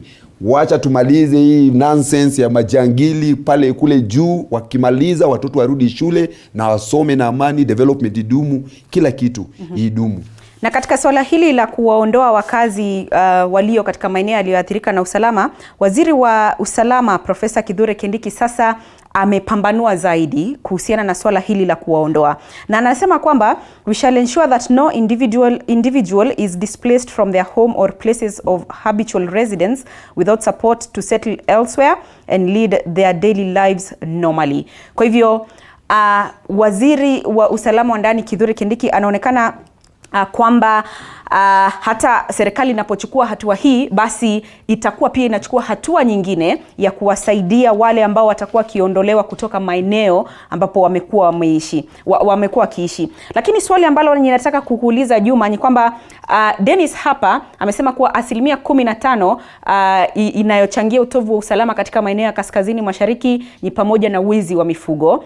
Asilimia nyingine 15 ni ule kutokuwepo na rasilimali za kutosha, na akasema asilimia nyingine 70 ni mambo mengine. Na katika mambo haya mengine naamini kwamba pia zile cultural practices ambazo tunasema ni ule uzoefu wa utamaduni au jinsi ambavyo kabila tofauti zinaishi pia inachangia. Na iwapo hili linachangia, basi unadhani itakuwa ni rahisi kuondoa zile fikra kutoka kwa wakazi wa maeneo yale kwamba kuna jinsi ambavyo culture yao inawahitaji kuishi, na ni mojawapo ya swala ambalo linachangia, kando na ukosefu wa rasilimali, kando na wizi wa mifugo, cultural practices itakuwa handled kwa njia gani? Cultural practices ni kitu muhimu kwa jamii. Wacha nikwambie, kama hii jangili wote watatolewa hii sehemu Samburu, Turkana, Marsabit, Isiolo, hiyo yote tutakuwa na imani. Amani itakuja, amani kidumu hii places, utajenga shule. Tukijenga shule, watoto wataenda shule. Easy cultural that we're talking about. Cultural is subedi bunduki ndio uwe mtu, sio, that's not a cultural. Hata sisi mahali tunatoka, mimi natoka Siaya, huko Ugenya. Kuna zile rasilimali haitoshi watu. Na simaanishi watu waende chukue bunduki waende wapigane wengine. Cause mimi kitu nadhani kitu inachangia kabisa is ignorant. Watu wengi wajaenda shule kwa hizi sehemu. So kama serikali inaweza toa majangili wajenge mashule, ndio maana nilisema the Ministry of Education, the Ministry of Interior, the Ministry of Defense, the Ministry of Transport and Infrastructure, baada kutoa hizi majangili waanze kufanya kazi. Ministry of Education wanaanza kujenga mashule, Ministry of Transport wanaanza kujenga mabarabara. Hizi sehemu hazina mabarabara, ni mistuni, ukitembea hata uendesha gari kwa mistuni. Lakini Juma, tuseme kwamba serikali itajenga zile shule katika maeneo hayo, lakini kumbuka kuna watu ambao sasa wamepita hata umri wa kwenda shuleni na ambao hawajawahi kuwa hata madarasani. Itakuwa rahisi kwa njia gani kueleza huyu mtu kwamba ni muhimu kupitia elimu? The new generation will change the old generation. They will lead the generation in front. Wewe hujaona mtu anaenda bank na jui kusoma na kuna mjukuu wake anamsaidia kutoa pesa na kumsainia na warudi nyumbani. The problem is that we have to start somewhere. Lazima tujenge mashule. Kuna time kuna vijana walikuwa wanasema huko Samburu, mimi tangu nizaliwe, mimi nimezaliwa nikishika bunduki hivi na sijaenda shule. So hiyo bunduki ndio najua. Sasa huyu mtu ambaye amezaliwa akishika bunduki, tunamtaka sasa ingie darasani ashike kalamu. No, ataweza? The new generation is a change. Itachukua muda kidogo. Kwa hivyo swali ni je, itabidi serikali itumie mikakati gani au hata wale viongozi kule kwa grassroots? Manake huyu ni mtu ambaye maisha yake yote ameishi kushika bunduki. Sasa tunataka ingie darasani ashike kalamu. Itakuwa rahisi kwa njia gani? Change is a gradual. Change is a process. Change does not take place in one day. Once the government takes over, take all the arms, hizo bajangili zimetolewa hapo hivi, tutaanza kuona mabadiliko. Changes will now take place in terms of cultural. In cultural gathering, we'll be talking of peace, we'll be talking of development and all that. We'll not be talking of how to plan to go and attack the community because they don't have a gun right now. The guns will be taken. They'll learn their lesson. The government is going to entertain them. Serikali kienda Mount Elgon, unakumbuka, ilikuwa na hizi old shida mingi sana. Kulikuwa na majangili mingi sana. Wakati serikali ilitoka huko, watoto wanaenda shule, kuna maendeleo Mount Elgon, kuna lot of things going on. But wacha nikwambie, kama serikali itamaliza hizi shida zote zote za lete amani idumu milele hizi sehemu, tutakuwa na amani na tutakuwa watoto wataenda shule. The new generation will now come in. People will now come to start thinking now, okay, we've been using gun, we've been killing people with gun, we've been destroying property, we've been messing up with our children, we've been messing up with our school. It's a new beginning. Above all, it need political goodwill from these leaders from these regions. The politicians are the people funding this nonsense. Haya. They must come out and they must accept that we need a new beginning, and they must be part of the new beginning. They must lead their team from front, not from behind. Yeah. Asante sana. Sasa tuelekee katika gatuzi la Turkana. Kumbuka hii ni mojawapo ya kaunti ambayo imeathirika na utovu wa usalama. Tuungane naye mwanahabari wetu Kitio Mika. Kitio, habari za sasa, hali ikoje katika kaunti hiyo ya Turkana? Hapa studioni tunaangazia mtanziko wa usalama. Najua kaunti yako ni mojawapo ya kaunti ambayo imeathirika na utovu wa usalama. Wakazi wana maoni gani kuhusiana na jinsi ambavyo serikali inashughulikia swala hili? Naam, asante sana Andrin Kilemi. Bila shaka tunakujia moja kwa moja kutoka hapa mjini Lodo, hususan majengo ya bunge. Bila shaka mheshimiwa, karibu sana in TV47, na tunaangazia leo ama tunazungumzia swala la usalama. Wakazi wameathirika vipi kuhusiana na hii usalama ambao unaendelea kwa sasa, ama operesheni ambayo inaendelea kwa sasa katika Turkana Kusini? Sasa kwa majina. Asante sana ndugu Kitio. Mimi naitwa Mheshimiwa Lokale Samuel Lomodo, ni kiongozi ya wachache katika bunge ya Turkana na pia ni mwakilishi wodi ya Lokichar. Kwanza kabisa ningependa kueleza nchi mzima na dunia mzima ya kuwa kulikuwa na vacation order ambayo ilitolewa na Waziri Mheshimiwa Abraham Kindiki ambaye anasimamia masuala ya usalama katika nchi yetu ya Kenya. Na pia vacation order hiyo ilikuja ikawa reviewed. Ikasemekana sehemu za Kapelbok, sehemu za Nakwamoru, sehemu za kwake alikuwa ameandika Lokoron, lakini hakuna sehemu inaitwa Lokoron, inaitwa Lorogon. Na pia sehemu za Ombilion hazitakuwa baadhi ya sehemu ambazo zitakuwa zitaathirika. Kwanza kabisa ningependa kuchangia kuhusu hiyo oda ya pili ambayo ilitolewa na waziri. Katika kaunti ya Turkana hatuna sehemu ambayo inaitwa Ombilion. Hapo mahali ambapo inaitwa Ombilion kwanza ni hideout ya bandits.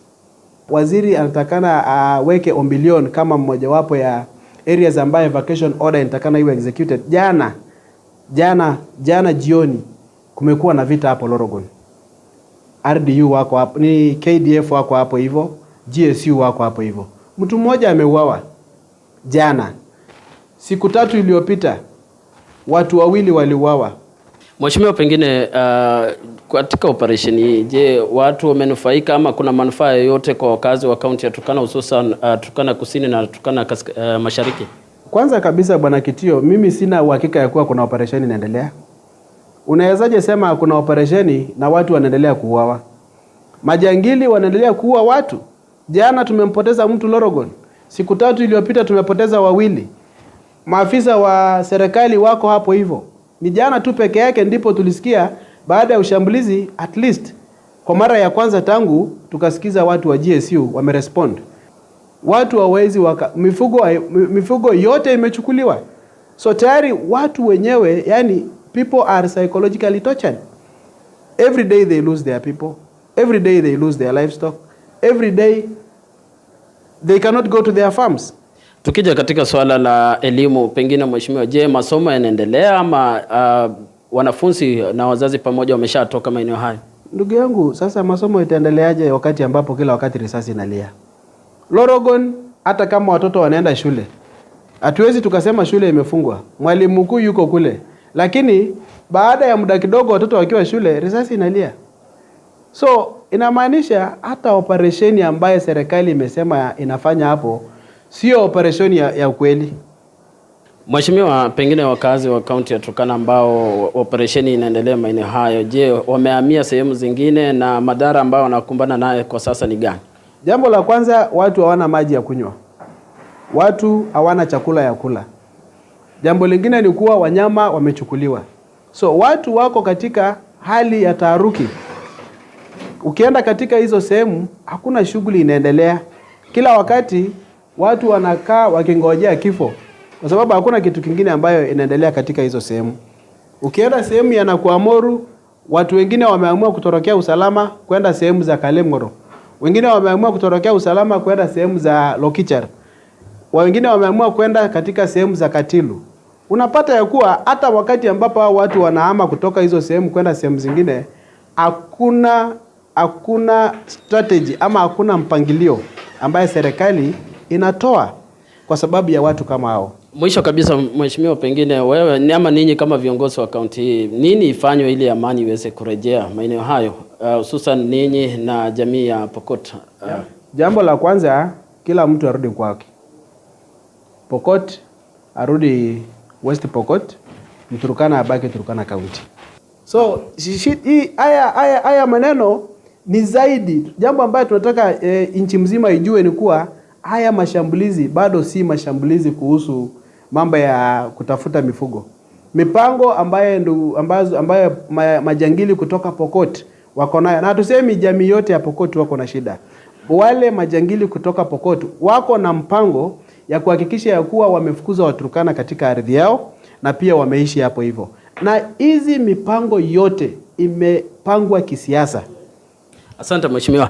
Asante sana Adrian Kilemi, bila shaka huyu ni kiongozi wa wachache katika bunge la kaunti ya Turkana. Kutoka katika kaunti hii ya Turkana, mimi ni Kitio Mika na kurejesha kwako katika studio zetu za TV47. Asante sana Kitio Mika, mwanahabari wetu kutoka kaunti hiyo ya Turkana, mojawapo tu ya kaunti ambazo zimeathirika na utovu wa usalama. Na hapa studioni tunaangazia hali hiyo na jinsi ambavyo serikali tawala ya Kenya Kwanza inavyokabiliana na majangili katika maeneo hayo.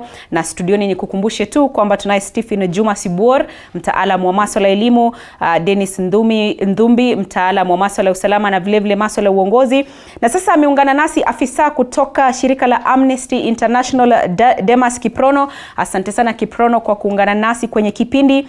Tumekuwa tukiangazia mtanziko wa usalama na najua kwamba shirika hili la Amnesty International linapigania haki za kibinadamu. Nakumbuka maeneo yaliyoathirika kaskazini mashariki ya Kenya, kuna haki kidogo za kibinadamu ambazo zinakiukwa wakati ambapo unapata familia imekuwa ikiishi sehemu fulani kwa zaidi ya miaka 40, lakini wanahangaishwa kila kunapokucha na majangili na vile vile kutatiza shughuli zao za kawaida. Sijui kwa mtazamo wako, hatua ambayo serikali imechukua kama itawafaa wananchi wa maeneo hayo, au utakuwa ni wimbo wa kila siku kama vile ambavyo tumeona katika utawala wa aliyekuwa waziri wa usalama wa ndani Fred Matiang'i na Nkaiseri na wengine ambao walikuwepo hapo awali? Kindiki, mfumo ambao anachukua utawasaidia na utawafaidi wa Kenya wa maeneo hayo?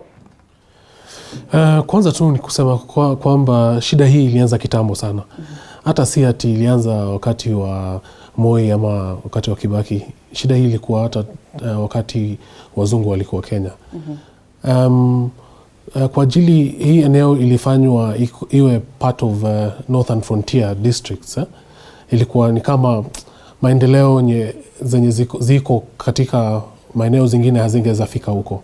Sasa hiyo ni swala moja inachangia shida yenye iko North Rift. Saa huu kuna maeneo zimepatikana ziko na rasilimali.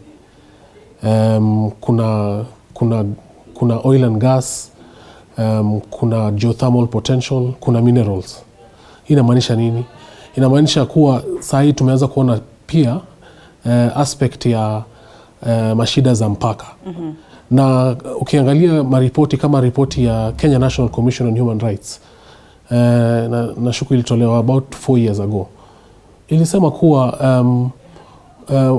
political class na maeneo issues za mipaka ni inachangia hii shida ya usalama kwa hiyo eneo. Kwa hivyo hata akina Kindiki na serikali hii ikianza kuangalia hii mambo, wanatakana kuelewa kuwa hawatakani ku reinvent the wheel.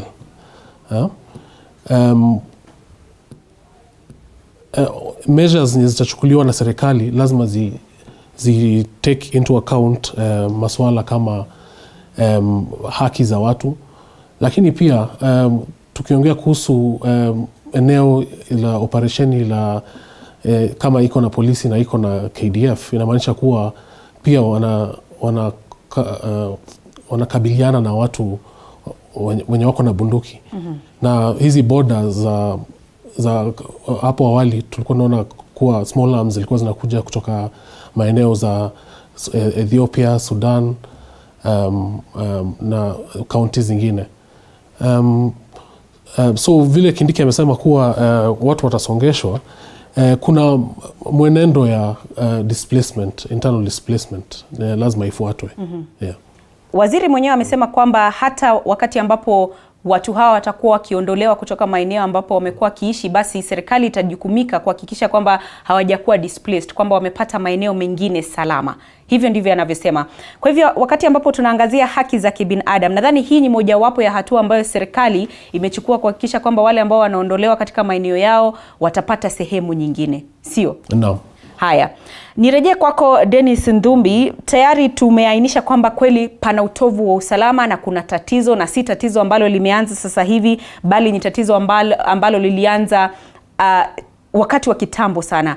Hivyo serikali inapaswa kutumia mikakati gani madhubuti kukabiliana na majambazi hao? Manake ni swala ambalo limekuwa sugu. Hivyo kwa mtazamo wako kama mtaalamu wa masuala ya kiusalama, serikali inapaswa kutumia mikakati ipi madhubuti kukabiliana na majambazi hao? Asante. Kama ndugu yangu amekubaliana na mimi hapa, nilikuwa nimesema kuna masuala mengi na nimepatiana asilimia ambayo au masuala yanayochangia kwa shida za usalama katika hizi sehemu. Na hii ndio kusema kweli serikali ya kwanza ambayo tunaona iko na msukumo wa kuhakikisha kwamba ile sehemu iko secured na iko administrated, kwa sababu kwa muda mrefu imekuwa ni rule ya majambazi ama vile walikuwa wanaitwa ngoroko. Na kitu muhimu ni kuhakikisha kwamba jambo lolote serikali inafanya katika sheria, what we call authorized law, na inafanya kulinganisha na international human rights procedures, na inatekelezwa kwa niaba ya watu, or what we call general warfare. It's reasonable, regulated, and there's compensation for rehabilitation. Ukiambia watu watoke sehemu fulani, lazima hawa watu waweze kupokea zile basic needs. Lazima uangalie kwamba kuna human rights procedures ambazo unafuata, na kwamba jambo ambalo unafanya ni jambo ambalo linaambatana na sheria. Kitu cha kwanza serikali inafaa ifanye ni serikali lazima take control of that region, kwa sababu hiyo ni sehemu ambayo hakuna the many governments that have done kutoka siku za Moi, siku za Kibaki, Uhuru 1, Uhuru 2, serikali haijakuwa administrator wa hizo pande. Na wakijaribu kutuma polisi wananyoroshwa, kwa sababu wanasiasa ambao walikuwa katika hizo serikali walikuwa baadhi ya wale ambao waliambatana na majangili to make sure that they make it difficult for the government of the day to benefit from that. Kwa sababu ukiangalia na mambo ambazo ninasema, usalama wa hizo sehemu ni usalama ambao unataka kufunga njia or roads that lead to exploration of oil and many other things. Kwa hivyo unaona kwamba kuna msukumo ambao unataka kuhakikisha kwamba the country does not benefit from the resource that is there, the people don't benefit from the resources that are there, and there are few who want to benefit from the resources that are there. Jambo lingine ningependa kusema kwamba operations yao majangili si operation ya civilian, inaambatana na operations ya a quasi military operation. Training yao, vifaa zao zinaoneshana kwamba kuna watu wa nguvu either katika serikali ama kutoka nje ambao wana supply na chakula, wana supply na weapons, wana supply na bullets, na ni watu ambao wanajua kitu ambacho wanafanya, na ni biashara ya hali ya juu. Ukijiuliza kwa nini saa zingine, na sisi siasa naongea, kwa nini tulitoa Kenya Meat Commission mahali pa civilian tukapeleka kwa jeshi? Kwa nini saa zingine unajiuliza hizi bullets ambazo mnapata, na ningependa kusema size specific 556 ambazo ni imported, zote si loko, zinatoka wapi? Nani analeta hizi bunduki ambazo mko nazo ambazo ni fully automatic? Mnatoka wapi? Mnanunua wapi na pesa gani? Ukiangalia ile raid ambayo ilifanywa Laikipia ambayo ilikuwa Ngoroko 10,000 10,000 of them at the end of the day, who mobilizes such a big team that is so well coordinated? Kwa hivyo kuna sehemu ya nchi ambayo haijakuwa sehemu ambayo inachungwa na serikali ama iko administrated na serikali. Kwa hivyo kwanza kabisa ni serikali should take control of those areas. The government should take control of those areas. When the government takes control of those areas, people will be able to get services. Children will be able to grow. Developments will be able to administrate it. Andrin, juzi serikali treasury iridhinisha CDF ya 4 billion shillings. Hizi counties ziko na mashule haijajengwa vizuri. Hizo CDF na wabunge ambao wako katika hizo sehemu wanapeleka pesa wapi? Pesa inafanywa kazi gani at the end of the day? Watoto wa hizo sehemu, they are not getting their right. Ukiangalia katika zile rights ambazo wanafaa wapate katika Bill of Rights, watu wa hizo sehemu hawapati. Kwa hivyo ukisema kwamba kutolewa ili uweze kupata haki zako ndio si haki, inanichanganya.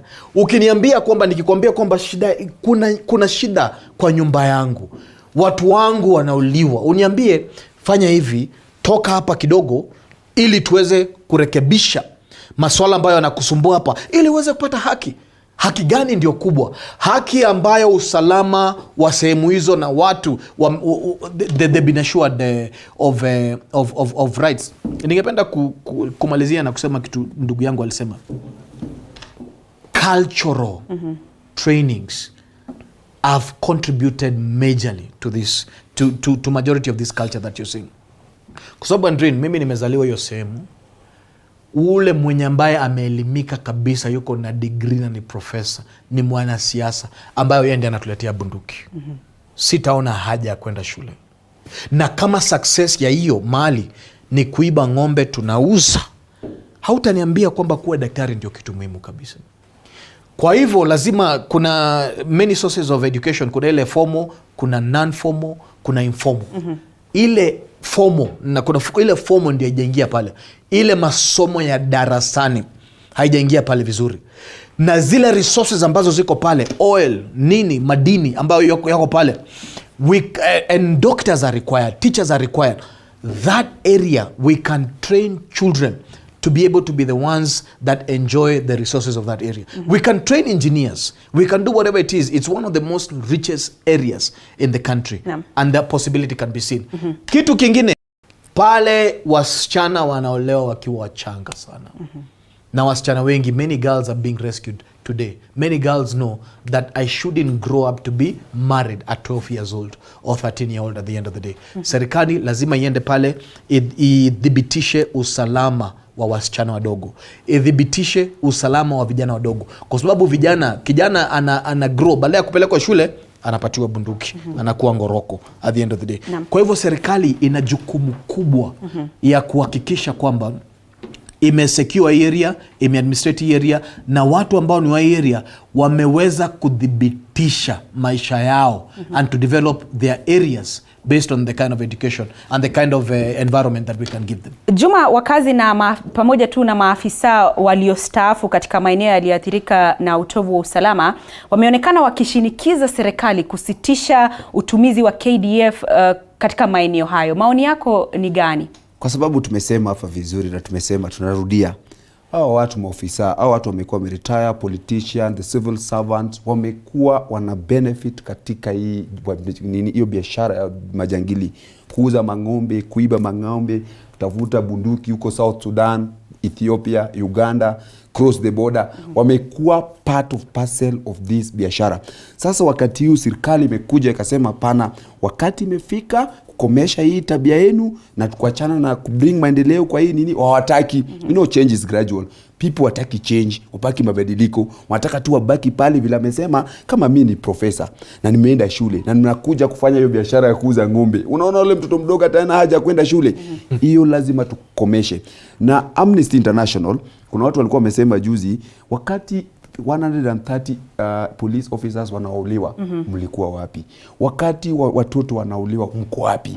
Wakati ng'ombe zinaibiwa, mko wapi? Wakati shule zinachomwa, mko wapi?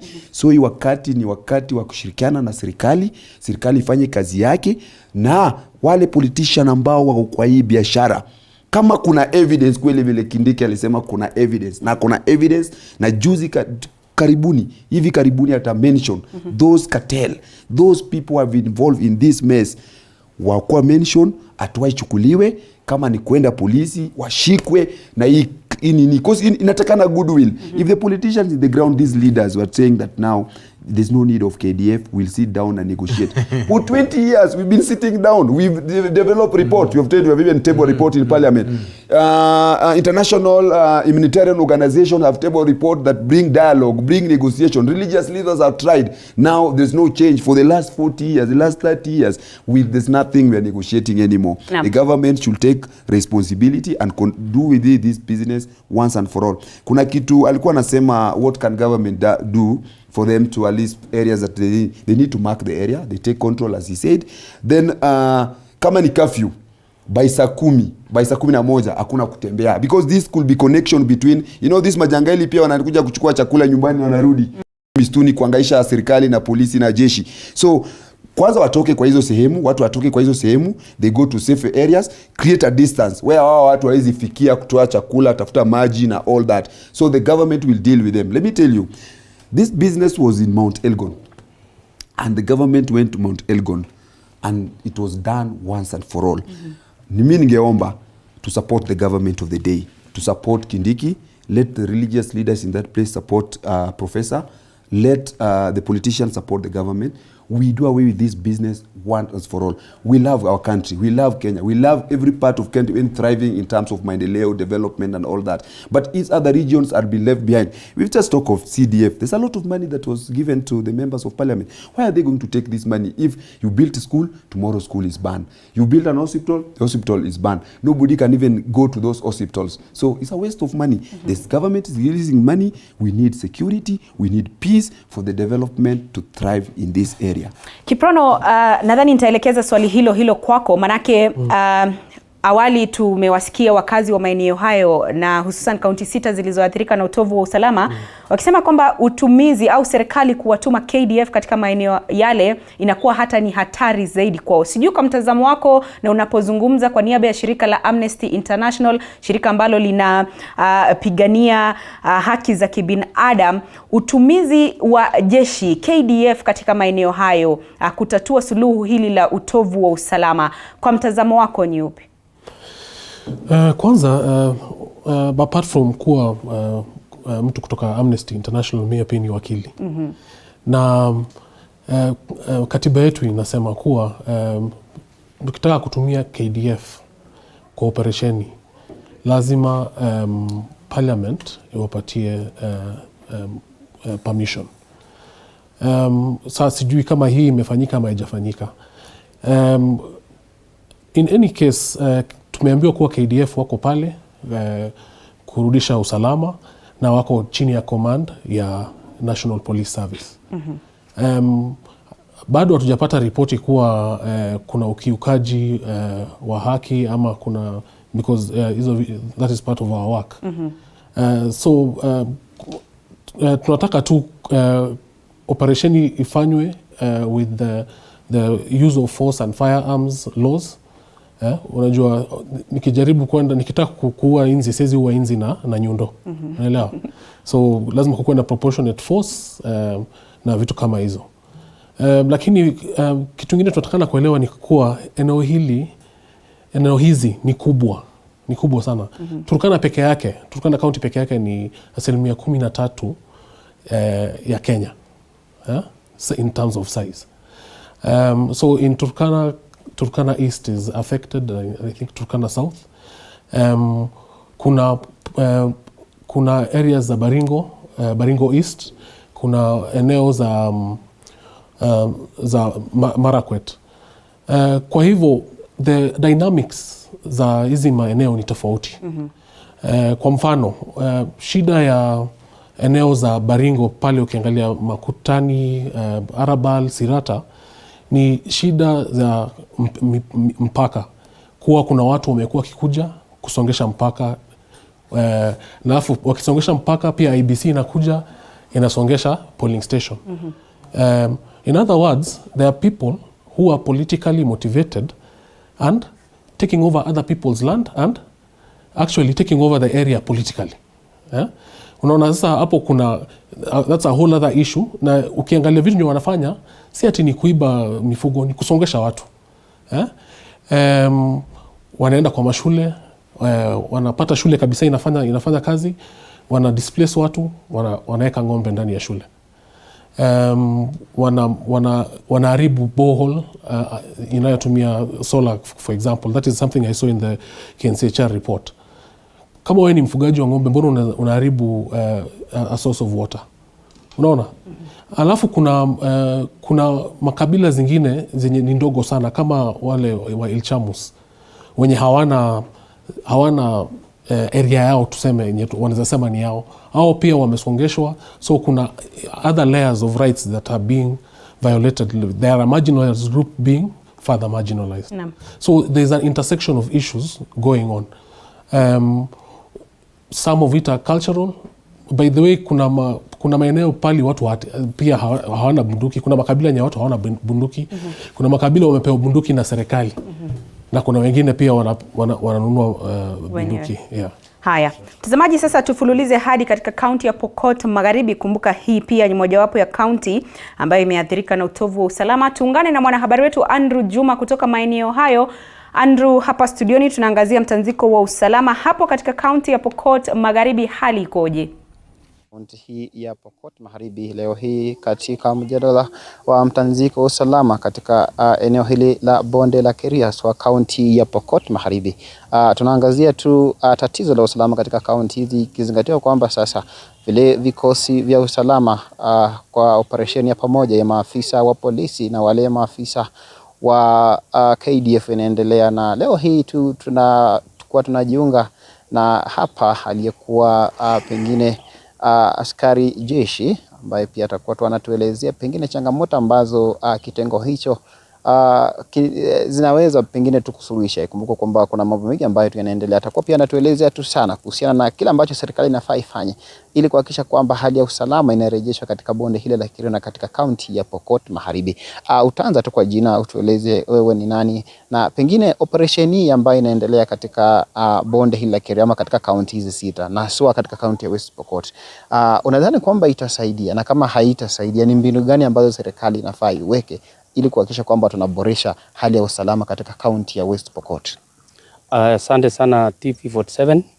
Kwa majina naitwa Captain Peter Mermer, retired officer. Shida ya usalama wa West Pokot ni kitu kilianza zamani sana, na kila serikali yanaingia wameshindwa kutatua. Challenges yenye iko ni kuwa hiyo area mahali kuna shida ya mvua, malisho ya ng'ombe. Ikinyesha moja tu wakati ng'ombe wanamaliza nyasi wanatafuta mahali nyasi iko. So Pokot wanaweza elekea upande wa Turkana huko wakitafuta nyasi, na walikuwa wanasikizana. Hawezi peleka ng'ombe yao bila kusikizana na wazee upande ule mwingine au waende Uganda. Ile kitu nimeona Minister Professor Kindiki amefanya ni kupeleka askari bila kuuliza chanzo ya hii shida ni wapi. KDF hakuna kazi watafanya. Kazi ya KDF ni kuchunga sisi mpaka zetu na majirani. Hii ni kazi ya polisi. Shida lingine kuwa wale officers wali retire. The government have failed to use them. Polisi wenye wameretire wako na raia sahihi. Hii ndio watu wangetumika kwa ground, wangekuwa wameleta intelligence, wangekuwa wamesaidia na hata kuongea na watu wawache hii maneno ya vita. La pili ni culture. Mtu anataka kuoa, ako na ng'ombe 5, anaamua kwenda raid ndio apate ng'ombe ya kupeleka kama mahari. Kama pande ng'ombe msichana anaozwa na ng'ombe 30, 40, 50, bali nyingine ni mpaka 60. Na ako na 2 mpaka lazima aende nje kutafuta. La 3, mashule. Hapa unaweza end up 200 kilometers. Even a sublocation unaweza pata sublocation moja hakuna hata nursery. Unaenda 200 kilometers hakuna hospitali, hakuna maji. So ningeomba tu serikali wafanye hivi kuliko upeleka askari. Watumie billions of money ile ingesomesha hao watoto. Tufungue border schools, common schools yenye watoto wa Pokot wanasoma pamoja na Waturkana, Wasamburu na Wapokot, Watugen na Wapokot. Ndiye na tuweke projects yenye itawasaidia kusalisha mazao na ng'ombe zao wata-reduce ng'ombe. Kama mtu amesoma ata-reduce ng'ombe. Mtu ako na ng'ombe zaidi ya 1000. Huyu atakaa na ng'ombe mali moja kweli si atasunguka. La 4, maji. Maji, chango kubwa ni maji. Ukiona watu vile wanapigania kwa border ni kwa sababu ya maji. Maji imekuwa kidogo. Ng'ombe za Pokot wakileta ng'ombe zao wakunywa maji inaisha. Waturkana pia wakileta ng'ombe wao mapema, hapo ndio watu wanaweza kosana. Ndiye ningeomba Professor Kindiki kuwa ita wazee. Tuko na Council of Elders, tuko na retired officers. Let them give you a work plan ya kumaliza hii maneno ya changamoto hii ya amani. Pengine tuzungumzie hii hatua ya waziri kusema kwamba kuna baadhi ya maeneo ambayo ilitajwa kuwa hatari. Akataja eneo la Tarko katika kaunti ya West Pokot kwa moja wapo ya maeneo ambayo ni hatari, lakini baadaye akabadilisha hatua hii akasema kwamba eneo hilo sasa wakazi ambao wanaishi kule sasa wana huru tu wa kuendelea kuishi huko. Pengine unadhani kwamba hatua hii ya kuwahamisha watu kutoka kwao kwenda kwingine itasaidia katika kupunguza visa vya utovu wa usalama? Haitasaidia. Kwa sababu mahali kama Takwel is a very safe place, hata unaweza lala nje. Mahali kama Lukamuru, mahali unaweza lala nje. Sijui mtu alipata report wapi. That's the safest place where unaweza lala nje. Shida kubwa ni kama hii kusungusha watu wahame. Watoto sahi wanatoka half term. Wataenda wapi? Huko Samburu wataenda wapi? Wanapata kwao wamehamishwa, huyo mtoto ataenda wapi? 2020 tulipata shida hiyo, changamoto kubwa, wasichana wengi walipata mimba. Expect watoto ya marginalized communities watapata mimba kwa hii shida hii. Wengi sana. Hiyo ni lango. Naam, kwa sababu ya muda pengine ninaomba tukomee hapo. Penzi mtazamaji, yamekuwa ni mazungumzo tu ya moja kwa moja na Captain Peter ambaye ni retired officer katika kitengo hiki cha jeshi kutoka kaunti ya Pokot Magharibi, ambaye tu alikuwa anajaribu kutusaidia kuelewa hali ya utovu usalama katika kaunti ya Pokot Magharibi, na ametoa tu wosia kwa serikali akasema kwamba pengine kuna hatua nyingi tu ambazo waziri wa usalama wa ndani anaweza akazichukua, kama kutumia wazee wa kaunti hii na kujaribu kuzuru eneo hili, kujaribu kupata ule ukweli kutoka kwa wakazi wenyewe, badala tu ya kuchukua pengine hatua ambazo wakazi wanasema kwamba huenda hazitasaidia sana. Na kutoka kaunti hii ya Pokot Magharibi, jina langu ni Andrew Juma na kwako studio.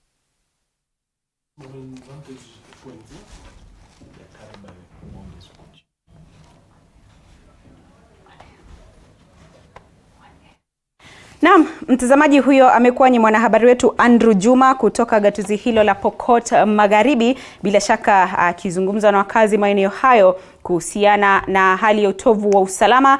Awali waziri wa usalama Profesa Kithure Kindiki pia akiwa mbele ya kamati ya usalama ya Seneti alizungumzia swala hilo, na sasa tupate kusikia alikuwa na yepi ya kusema, hususan kuhusiana na kutumwa kwa maafisa wa polisi katika maeneo hayo kuhakikisha kwamba usalama umeafikiwa.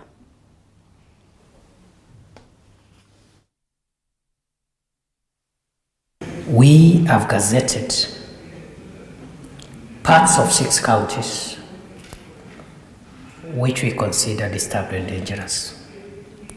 We started an operation on 13th of February.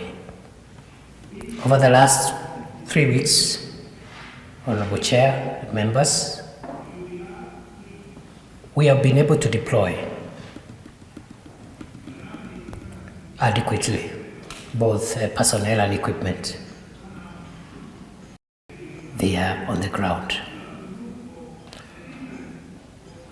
We may need to upscale that process, but at the moment our concern is not about the numbers in terms of deployment. We are okay for now, but if need be, this country has enough security officers to match any threat that the country faces. I have been instructed by His Excellency the President to deploy all the available resources that this country has to make sure that the operation that we are having succeeds. Na mtazamaji, huyo amekuwa ni Waziri wa Usalama wa Ndani Profesa Kithure Kindiki akizungumza mbele ya kamati ya usalama ya Seneti hapo kuhusiana na utovu wa usalama. Na swali hili sasa ningependa nilielekeze kwako Bwana Dennis Ndhumbi. Amezungumzia operesheni ambayo ilianzishwa mwezi uliopita. Operesheni hiyo kwa mtazamo wako ilifanya kazi, na awamu ya pili ambayo imeanzishwa Jumapili hii inapaswa kuendeshwa kwa njia gani? Kitu cha kwanza ambacho serikali iliingia kufanya kwa ile operation ni ile kitu ambacho tunaita fact finding mission. Ni kwenda kuangalia how bad are these things and how bad is it, because you're looking at a situation that was there for many years. Many regimes and many administration. Some of them have given it power, wengine wamejaribu wakashindwa. Kwa hivyo katika ile operation ambayo waziri alilaunch mara ya kwanza, ilipatia ministry ufahamu wa how to change strategies and how to work at it. Na kitu cha pili ambacho amefanya ni kwamba unaona kwamba sasa katika hiyo operation ya pili, he has a stronger grip on the matter. He has more information than he had, and he also knows exactly what he's doing. And one of the most fundamental things that waziri alisema ni kwamba we are here to stay. Atukuji tutoke. Sisi si wageni, sisi ni serikali, sisi ni wenyeji, tutaishi hapa. Kitu ambacho nilisema kwamba serikali inachukua control ya hiyo territory ni kwamba hata zile training camps za askari waziweke huko. Ni kwamba jeshi, because these territories are extremely good, wajenge training camps za jeshi, walete pia the administrative centers, kwamba kama Baringo administrative center iko mahali fulani, panua hizo area ambazo zikue kwamba ziko na serikali. Presence ya serikali isikuwe tu ni askari, ikuwe pia ni zile administrative centers. Umeelewa? Kwa sababu presence ya serikali ni presence ambayo inafungua sehemu, na ni presence ambayo itafanya kwamba heshima idumu katika in some of those things. Kitu ambacho tena ni muhimu ni kuangalia mambo ya resources kama vile nilisema, kwa sababu part of this is fight for resources. It's absolutely important for dams to be built within that area.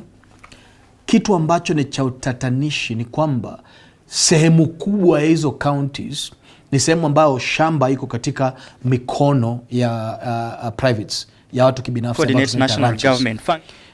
Ranches ni kubwa sana na zimechukua sehemu kubwa sana katika, ukiangalia kama Laikipia. Kwa hivyo kama hao wachungaji ng'ombe hawana shamba kubwa la kupeleka ng'ombe, na unajua kwamba hizi ng'ombe ni ng'ombe zinatolewa kutoka sehemu A kwenda mpaka sehemu B. So one of the things that the government will not run away from is to look at privately owned ranches and see what kind of conversation that they will have. And because it's a conversation that the time has come for you to really have this conversation.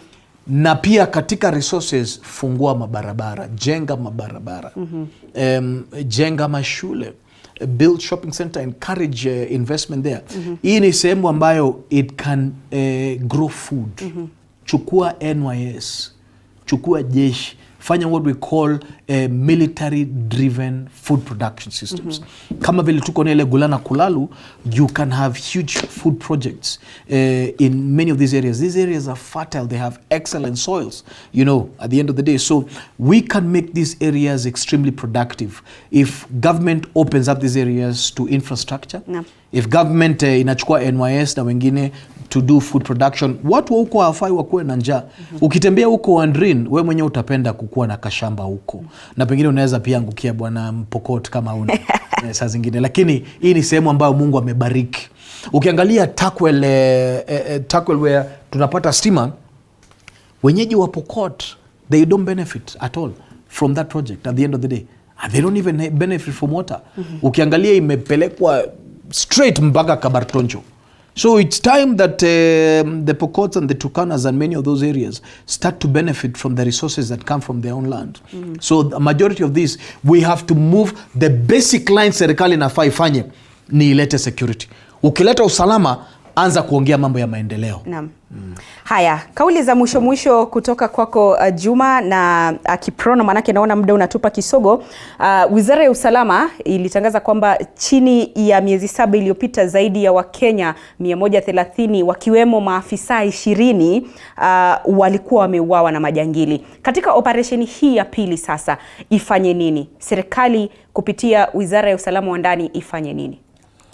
Operation ya pili kwanza serikali kwa na mark areas na mark zile na pia kustudy the region to know the changamoto vipi ziko pale tukiingia tukidili nao majangili hapa na hivi. Ya pili serikali ilete all the politician kuongelesha au politician who are the key sponsors who are the main sponsors for this mess in this region. Waongelesha au sponsors waongeleshe watu. Unajua kama una pia uwezi wasema politician unataka kutenganisha politician nao watu kwa sababu ndio main sponsors. Kama mtu anafanya hii biashara nao majangili akomeshwe na waachane na hiyo tabia. Hiyo ni ya kwanza. Ya pili government ichukue hizi bunduki zote after marking the areas, itoe bunduki zote hata kama ni nguvu watu hata ile aliyote inawezekana hizi bunduki zitoke kwa mikono wa majangili. Serikali kimaliza hii nao ianze kujenga mabarabara, amani itaidumu hii sehemu. Jenge kwanza mabarabara, ianze kujenga mashule, ianze kujenga administrative centers hizo regions na mark the boundary. That is going to be very important for us and even to bring the peace in this region. Wakimtoa hizi binduki zote kwa hizi mikono ya majangili, wajenge mabarabara, wajenge mashule, wa create opportunity for these people. So we create for them something to do. If the peace is there, automatically we'll be able to thrive in terms of development. So that is the aim. The first one, collect hizi binduki zote from the government. Number 2, call the political class, which is the goodwill. Political class, talk to them. Tell them that we are here once and for all. We don't want to hear this business once again. When hii kifanyika yote na serikali malize, I think we'll be able to move on. Hata tutakuwa na shule, watoto wataenda shule. Hizi cultural tunaona na fund hizi vitu, mchezo. Nani anakuambia sasa biashara ni kuua mwenzako na kuchukua ng'ombe yake? Hiyo ndio kazi tunaweza fanya. Hata hizi sehemu natoka hizi sehemu za Eastern. Kuna sehemu ambayo haina resources, but watu wanaishi tu kwa amani. Watu si lazima uende upigane na mwenzako, wewe mwenzako ndio ujue wewe unaishi. Hapana, the government must take control of this place. Naam. Kiprono, IEBC inafaa kufanya ile ambayo tunasema ni review, na hususan katika kaunti hizi 6 ambazo zimeathirika. Manake unapoangalia ni kwamba mashambulizi mengi hutokea kando ya mipaka ya kaunti hii. Je, IEBC ina jukumu la kufanya ile review kuhakikisha kwamba labda mashambulizi haya yanapungua au hata hayarekodiwi kabisa? IEBC inatakana kufanya review, lakini si IEBC peke yake. National Land Commission pia inatakana kuja hapa ndani na serikali, Ministry of Lands. Kwa sababu ukiona maeneo zingine unaona kuwa mipaka haziko clear ama mipaka zimesongeshwa. Hiyo ni kitu ya kwanza. IEBC ile ilikuwa inaitwa Interim Independent Boundaries Commission, ile IEBC kabla ya hii IEBC ilikuwa imeflag hiyo issue ya mipaka, especially katika eneo la Baringo East. So hiyo ni kitu ya kwanza. Tukiongea kuhusu utamaduni, mimi ni Mkalenjin. Tulikuwa tunafanya cattle rustling kabisa kitambo, lakini hiyo kitu iliisha. Kwa nini iliisha? Because the modern world ilikuja came to us. Hata hivyo sasa nataka kusema kuwa katika hizi maeneo serikali inatakana kufanya investment, kama vile ndugu yangu Dennis amesema, barabara ziende huko, services ziende huko, watoto wao wachukuliwe pia wasomeshwe, na pia ama wachukuliwe waingishwe KDF, waingishwe kwa hizi services zingine. Kwa ajili ni Wakenya kama sisi, na pia wao wanatakana kupata usalama kama kila mtu mwingine. Naam. Asante sana Kiprono. Adrian, kusema kumalizia tu kidogo. Ni IBC vile ndugu yangu amesema, inafaa ifanye boundaries review katika zile tunaitanga electoral areas ama representation. Katika miaka 8 na miaka 12 hivi. Okay. Lakini kitu ya muhimu pia kufanya ni kwamba border yetu na South Sudan na border yetu ya Ethiopia na pia maeneo ya kwenda Uganda, it's very important that we have border control within those areas, kwa sababu hizi bunduki mingi zinaingilia katika hizo mipaka. Kwa hivyo ni muhimu kwamba katika ile immigration they must look at those boundaries and make sure that those boundaries have proper border control units, na kwamba hatuna ile access ya kuingia tu ovyo, unaingia na there's no monitoring whatsoever. Naam. Asante sana Dennis Ndumbi, mtaalamu wa masuala ya uongozi na usalama. Shukran Stephen Juma kwa kutenga muda wako. Demas Kiprono, afisa kutoka shirika la